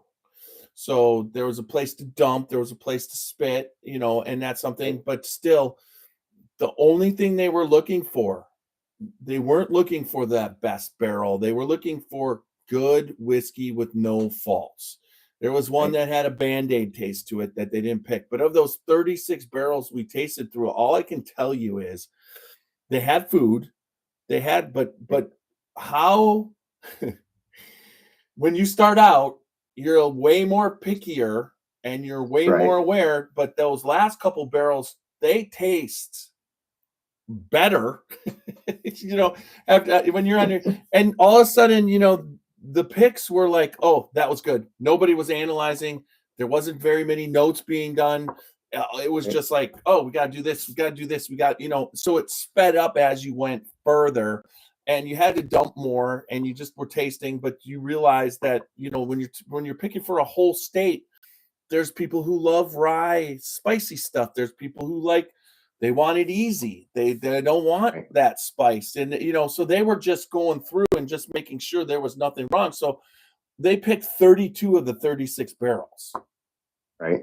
And that was just the 4 that got thrown out. There was everybody felt there was something wrong with it. It just didn't, it was off. So it's like what you're doing, when you're doing it for that, you got to just make sure it's the distillate that they want. it's in the flavor profile, but there can't be anything wrong with it. And, Exactly. the person who knows when there's something wrong is, you learn from the best. Alan knows when there's something wrong. He can tell. Right. He even knows when they make it wrong on purpose. Yes, sir. So again, yeah. Yeah, that's awesome. It's cool to see, your journey, where you're at, as that distillery, evolves. What you got, Nash? You got any questions, Martin? I was just saying it sure is. It's great to see your journey and how far you came and what you're experiencing and your future. Yes.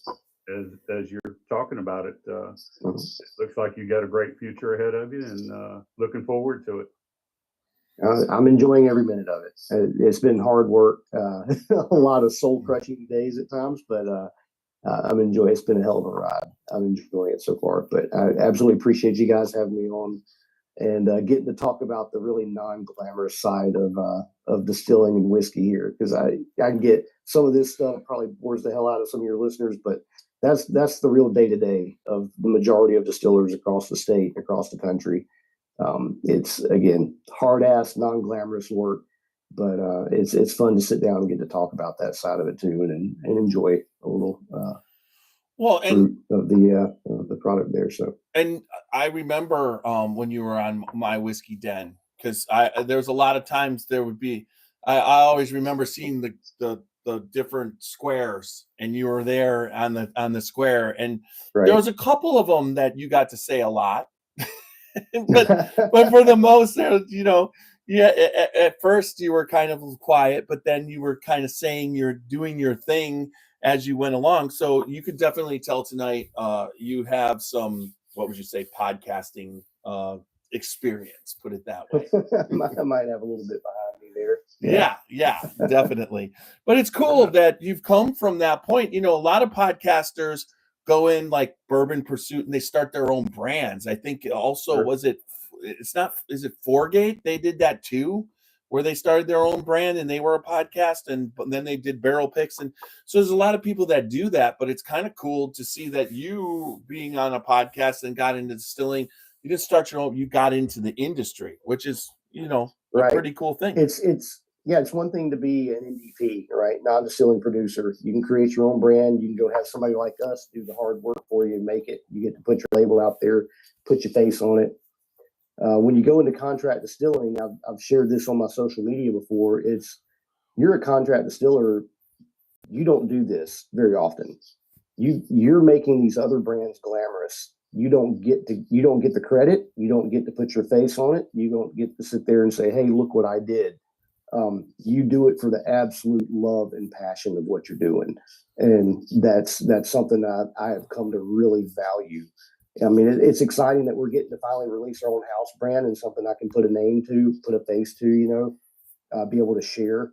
But at the same time, I just as equally love seeing our other clients be successful. There was a lady I worked with this year, released her first brand, and it went on to make Minix Top 100. So getting to see somebody be successful and see their success with that, and that's what's exciting for me. And it's the pure love of distilling. It's the pure love of this industry and doing what we're doing. And that's what drives me, really. Well, and people don't realize that if you're going to start your own brand with contract distilling, you're 4 or 5 years out when you first start. So It's not just now you can send them and they can buy their whatever, but the brand, as far as developing it, I was able to talk to David Mandel a little bit, who started Whiskey House of Kentucky, and he comes from Bardstown Bourbon Company. And Bardstown Bourbon Company has their own brands, and they contract distill for a lot of people. There's no doubt. And they set that up. And when they set it up, everybody would laugh. It was like people didn't think it would be as successful as it was going to be. But that vision they had starting in 2012, at a time when the boom was just kind of getting going, was amazing. But then they sell and they start and they open up Whiskey House of Kentucky down in Elizabethtown. And they are specifically saying They are not going to do their own brand. They're like very adamant of just contract distilling, getting people to come down there and contract whatever. But at the same time, there's an aspect that when you guys are starting to do your own brand, and you know what I mean? That defines you, you know what I mean? As far as what you can do all the other stuff, but like you said, it gives a little bit of glamour to what you're doing, having some of your own brands in, and whatever, instead of just doing it for everybody else. There's definitely a certain pride aspect, especially for our distillers and for the people involved, that they finally get to say, I can go share this with my family or whatever and say, I made this, I did this, and as well, from just a business standpoint, it lays a good foundation for us to move forward with other things and other projects. So again, excited to do it, but contract distilling is its own game here, and I think it's been an important one for this industry, and especially seeing the boom that's taken off, and with guys like Whiskey House coming along, it's getting uber competitive. But I think that's a good thing. It pushes all of us to just be better. Period. Well, I think that contract distilling and brands, it's a good, when you're an NDP and you're basically buying, if you can start distilling while you're doing that, and eventually kind of what Greg has done with Chicken Cock, where he basically started off and then now they started contract distilling, and now they're just releasing their stuff out of Bardstown. That's a really cool business model to get to your own brand, and then you go from there. And what everybody doesn't understand is to actually start your own brand and distill. A distillery is not a cheap investment. There's no return. So there's that you invest into the distillery and all the equipment and the people to run it. You got to pay them for 5 years, 6 years, and then you're trying to put out stuff that could kill your brand because you're trying to put it out too quick. A lot of craft distillers did that. There's a lot that has to happen in those 5-6 years. The market's going to be completely different and everything like that. So if you contract distill, you're deferring those upfront costs, distilling, and still waiting the time, but you don't have that upfront cost of building a distillery. You just basically pay to get it distilled a little bit more. Right. And right now, I really think that the NDPs, I think that part of the market getting bigger and people starting new brands that way, it's not something that I think that market is where the bourbon market has hit its wall. You see a lot of people like that, but I don't see it hitting its wall when it comes to allocated bourbons or, people who are distilling and making good stuff, and you can go to their distillery and buy it. You just look at Whiskey Thief; they don't sell anywhere, Right. and all they do is sell there, and they don't have any problem selling it all. Not at all. They've done very well for themselves. But that's kind of cool that you guys are going to have that Whiskey Thief experience. Once you get that going, we're definitely going to be down there. That's one of the things that we love to do. I've got my Thief. If you look behind Whiskey, you can't see you actually can see it right there. That's my Thief, but that's actually my Thief right there where he's. All right. So I'd love to be able to come down and do that with you guys. Yeah, absolutely. And we'll keep you up on when Jade does his release as well for his brand. Excited about that one too. So that should be awesome. So do you ever have to rein the marketing people in on this stuff? No, we are the marketing people. So were you tempted to come up with a bottle and call it something weird like Old Commander General H. Fitzgerald Carter Taylor Jr.? No.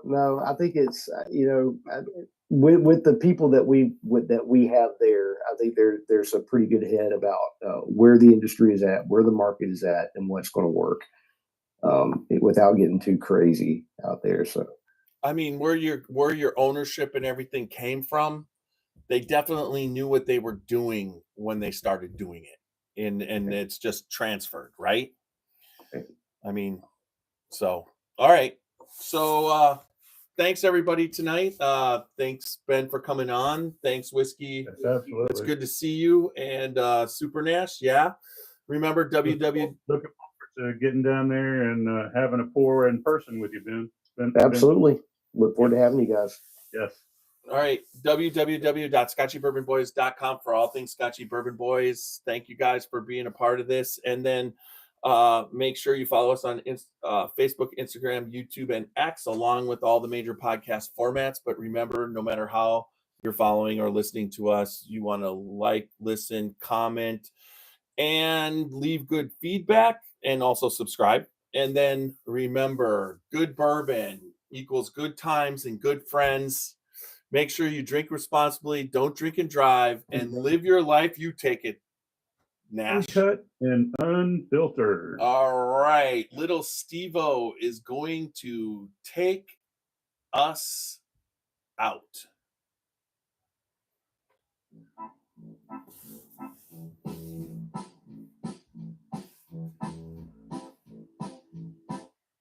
Oh, I killed it. All right, let's try it again. Oh, in today's world, Jeff, maybe you should end with "Don't drink in Tesla." You can Tesla. Whiskey bar. Oh, don't ask why. Oh, don't ask why. Show me the way to the next whiskey bar. Oh, don't ask why. Oh, don't ask why. For if we don't find the next whiskey bar, I tell you we must die. I tell you we must die. I tell you, I tell you, I tell you we must die. All right, so I got that. That's done.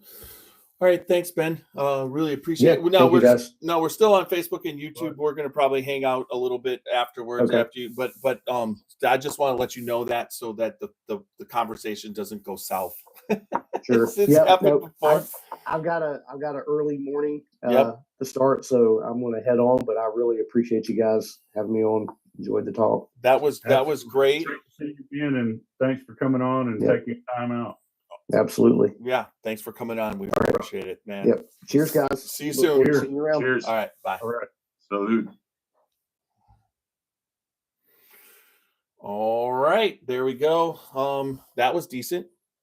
So we could do whatever. We're off the one, but if you want to talk about that bottle whiskey, you can. The one we were tasting I on. like it.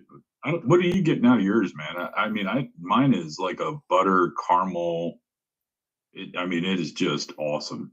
I love this. Well, opening last night when we opened it up, I did a off the neck pour.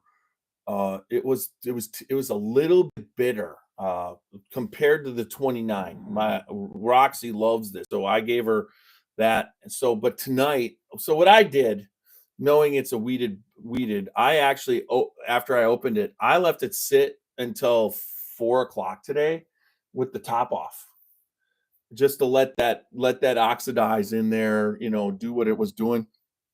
And it went from I'm all for letting someone sit around with their top off. yeah, exactly. Anyways, so Except for Nash. Nobody wants to see those man titties. we've seen it. We've seen it. Well, Damn it. What the hell happened? Anyways, so when I tasted it tonight, going south quick. the little bit of bitterness was gone, and it was like replaced with a little bit of dark chocolate on that finish instead of being a bitter aspect. And then there's the classic, if you want to say I go with toffee on this one. I'm picking up some, so if it's not caramel to me, and it's not butterscotch, and it's not mapley syrupy, usually that I defer to that as toffee.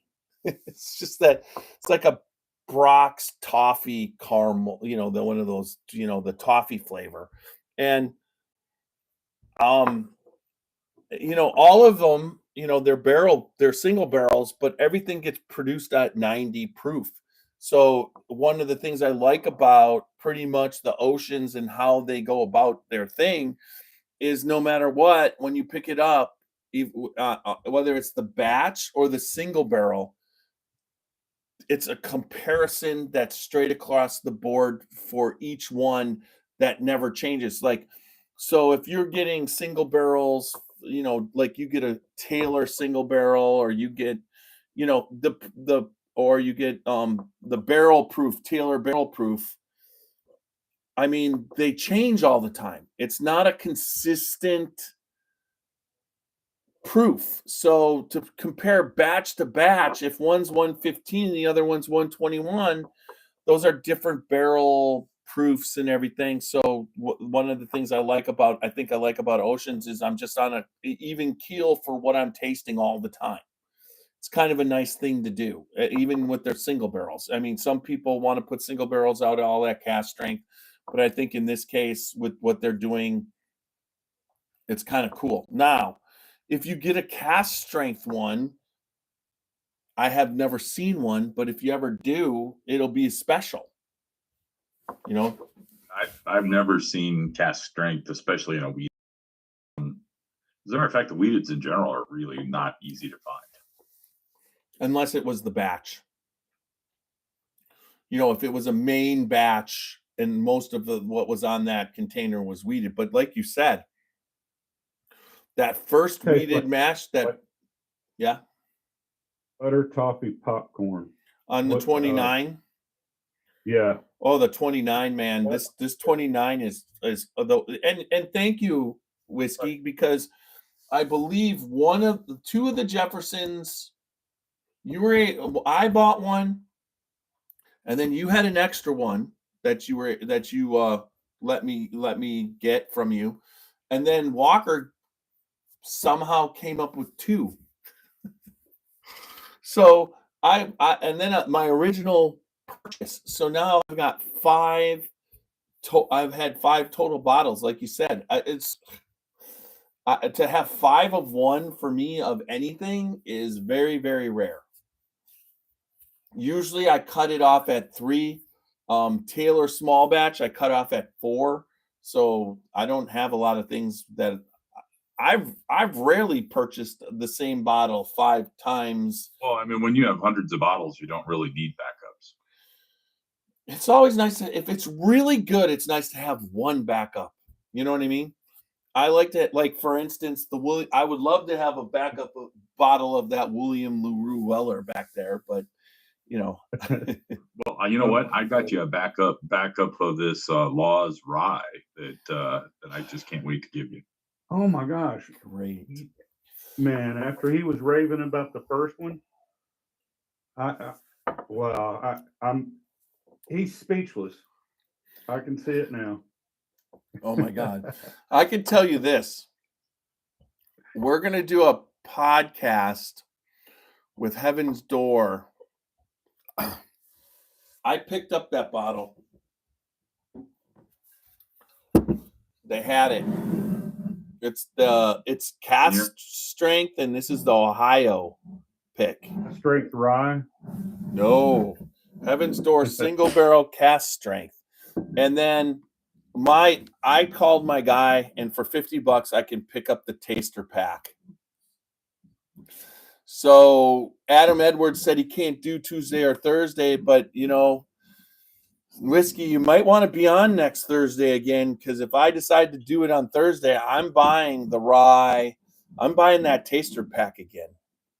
And I'm going to see if I'm scared. How much it's changed in you got to do the Heaven's Door podcast, because all the Heaven's Door podcasts just go to Pandora and go crazy. I mean, it's just like every single day, all 3 podcasts. I did 3 podcasts so far, one last year, the one year before, and the original one. And they just every day have at least 3 to 5 views every single day, all 3 of them. He'll send you 2 backups of Travelers. You will? Promise? I love Travelers. You got a Pappy backup for me? Just a Pappy 12 sample? Well, we're cleaning out my mom's house. I might have some of my Pappy's underwear I can give you. So Thomas, I was waiting for something good to come out of you. yeah, I know. Thomas Anderson has been following us on YouTube. I was about to say, Carl, whiskey's the pappy man. All right, We all got pappy from him for Christmas. I probably got to get up there this That's right. weekend. That's I right. want what Heaven Hill 18 from Walker that you can't open until I get up. It's the 17th. The 17. I got to get up there. Yeah, I want to crack it with a friend. All right. So as soon as I get one, then I'll crack it with him. But you'll do okay. I knew that was coming. As soon as I get one, he was referring to a friend. Oh my God. But Thomas said that he's out of Michigan and he's been following us. And he said he doesn't own any Jefferson, but he's been seeing a single barrel store pick locally. What keeps me on the fence? A higher proof. I would say it's worth it to get the store pick, you know? Wow, did you hear that? Charlie Nash said the Heaven's Door bootlegs are really expensive, but their ex don't talk about them at all. Last year was an 18-year bourbon finished in Spanish vermouth cask. I saw a couple of. Aren't they off the charts on price? I think they're pretty. Yeah, Yeah, way up those there. babies are high price. Yeah. I think. And then he says, I have one of the Michigan Heaven's Door single barrel bottles, and it's pretty good. So I just wanted to do a shout out to him. He's been commenting on a lot of our stuff, and I really appreciate people who do that and comment on the. He hits us up on YouTube, but he comments on a lot of the shorts that we do through YouTube. But I'm really looking forward to doing this Heaven's Door. I actually enjoy. This is one brand that I'm going to work a little bit harder, but at first, like you said, I thought it was okay. That's the cast strength right there, right? Yep. Pretty sure Stacy's got that. I was looking at it at Major's Discount Beverage here in Anderson, South Carolina. So if anybody's around the area, I know I got a lot of friends and followers that watch our podcast. Great place. She's got a extensive line of bourbons and whiskeys, amongst other stuff there at her store. Does a lot of barrel picks, and she has a lot of allocated stuff. He said it's very expensive as far as the bootleg, but this is 124.3. I'll go by there and get that bottle, and I'm pretty sure, I think I saw the sampler pack too. The bootleg on the secondary runs about $5 a bottle. Yeah, I think they're like $3.49. I mean, I saw one, and I just lately some of the stuff, the prices I've got to taste a lot of this, a lot of the higher priced bourbons, but it's really hard. 3,500 bottles was made of that. Of what? That bootleg, finished in vermouth cask.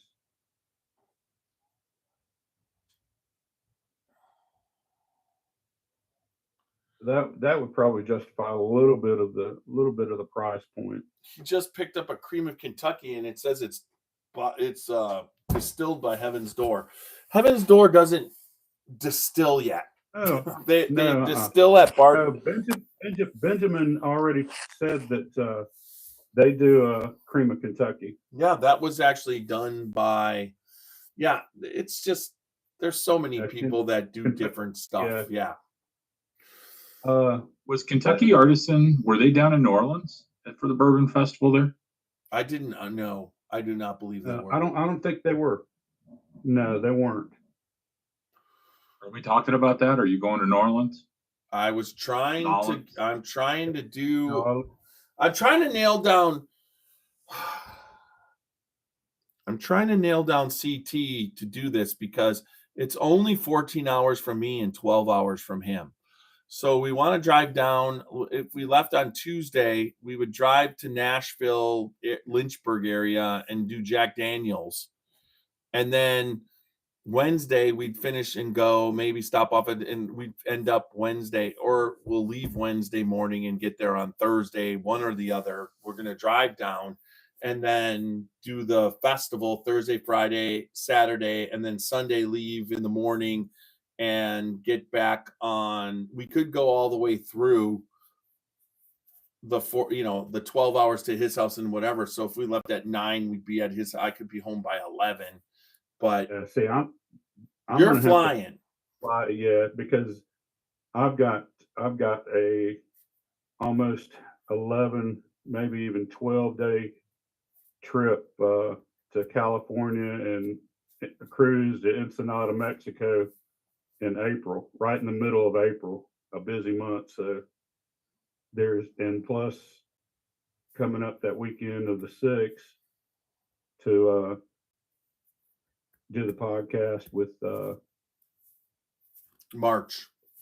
Yeah, Bill Samuels. That's 7. Yeah, with Bill Samuels at Maker's Mark. And then we're also going to be doing, I threw it out there today, but I got Ryan to commit tentatively, depending on what his wife says, for Saturday, February 1st whiskey, Middle West. You're out. I'm in Indianapolis that weekend. Okay. I tried to do it the 2 weeks before, but he's out of town. So he said February. So I set it up for February 1st. I think CT is going to come to that one.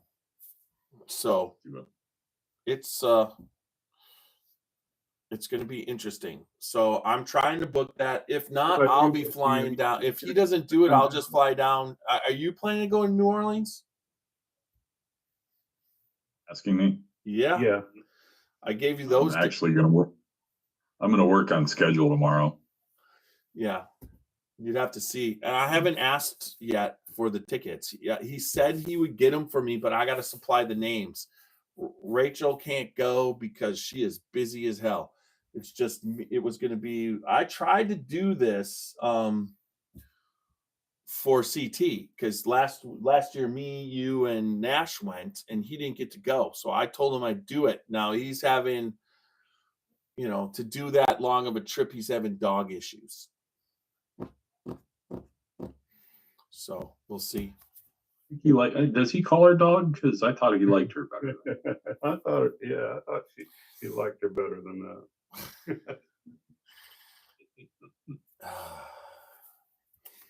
Yeah. Well, interestingly enough, I went to plug in my high def camera, and I think I burned out the USB port on my laptop.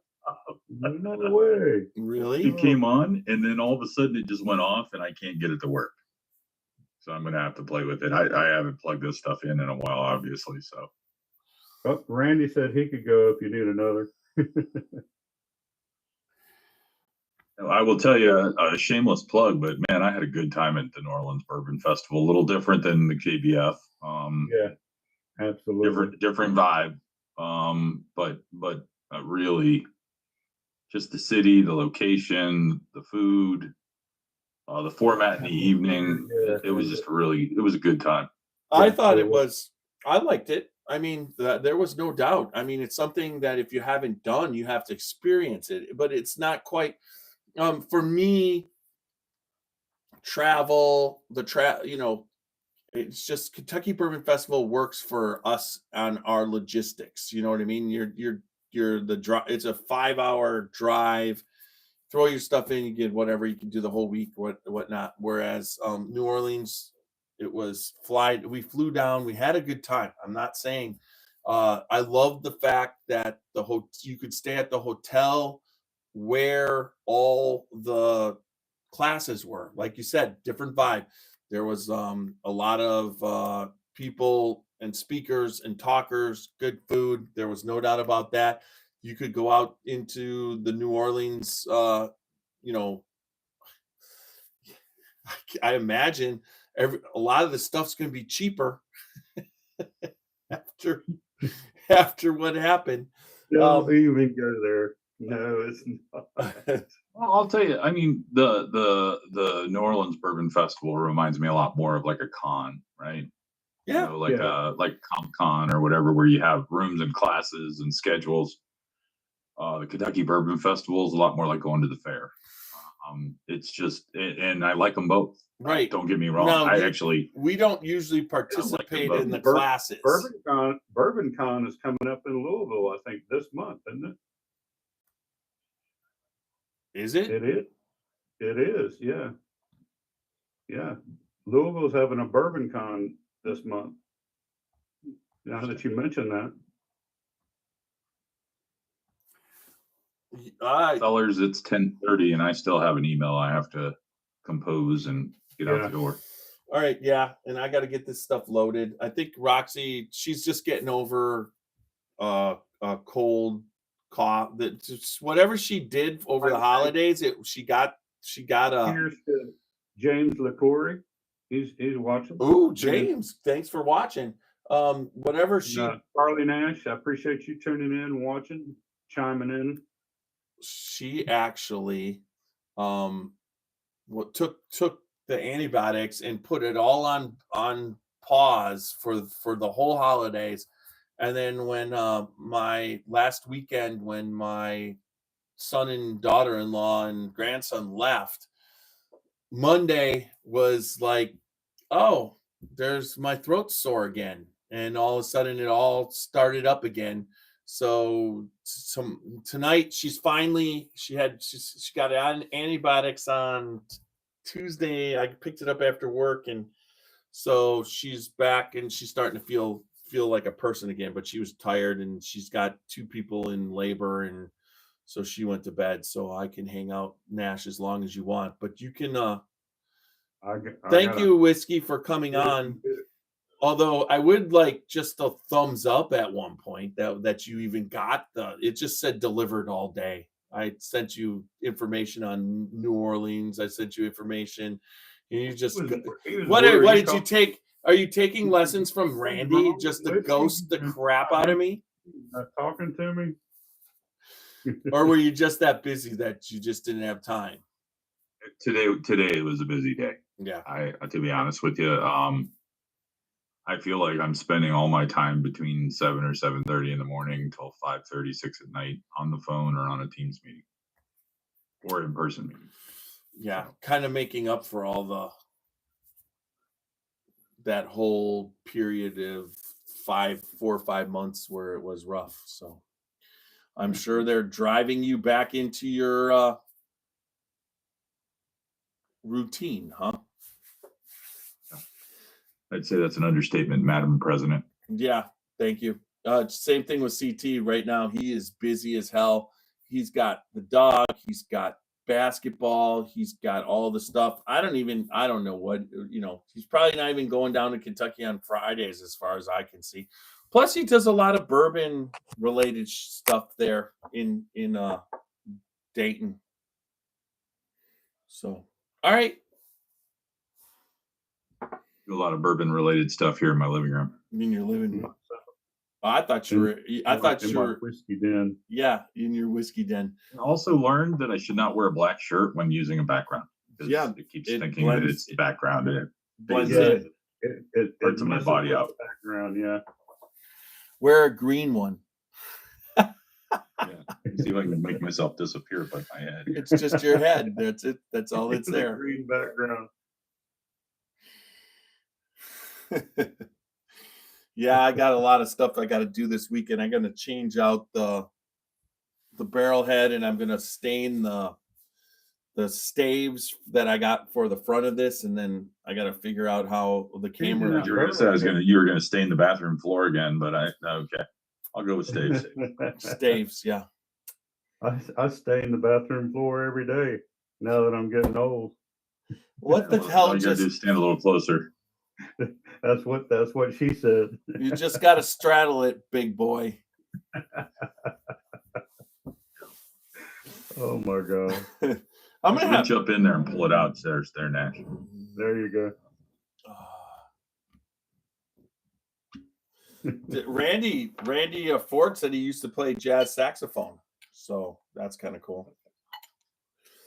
I can take this off. I'm telling you this. Do you got any of this 29 left? We'll take Randy and set him outside the hotel door, and set up a little table, and we'll play for free pours. We can. we can right in. We can smoke some cigars and listen to him to play some sax. More of a participation guy. I don't like to listen to sax. I prefer to be part of the sax. I like listening, Right. especially when you're in New Orleans. Cheers. Cheers. All right, I'm gonna end it on YouTube. Take care, brother. Don't let them work you too hard. All right. Until next time. Time to make the donuts. All right. Thanks again for a great bottle. How is your bottle, Nash?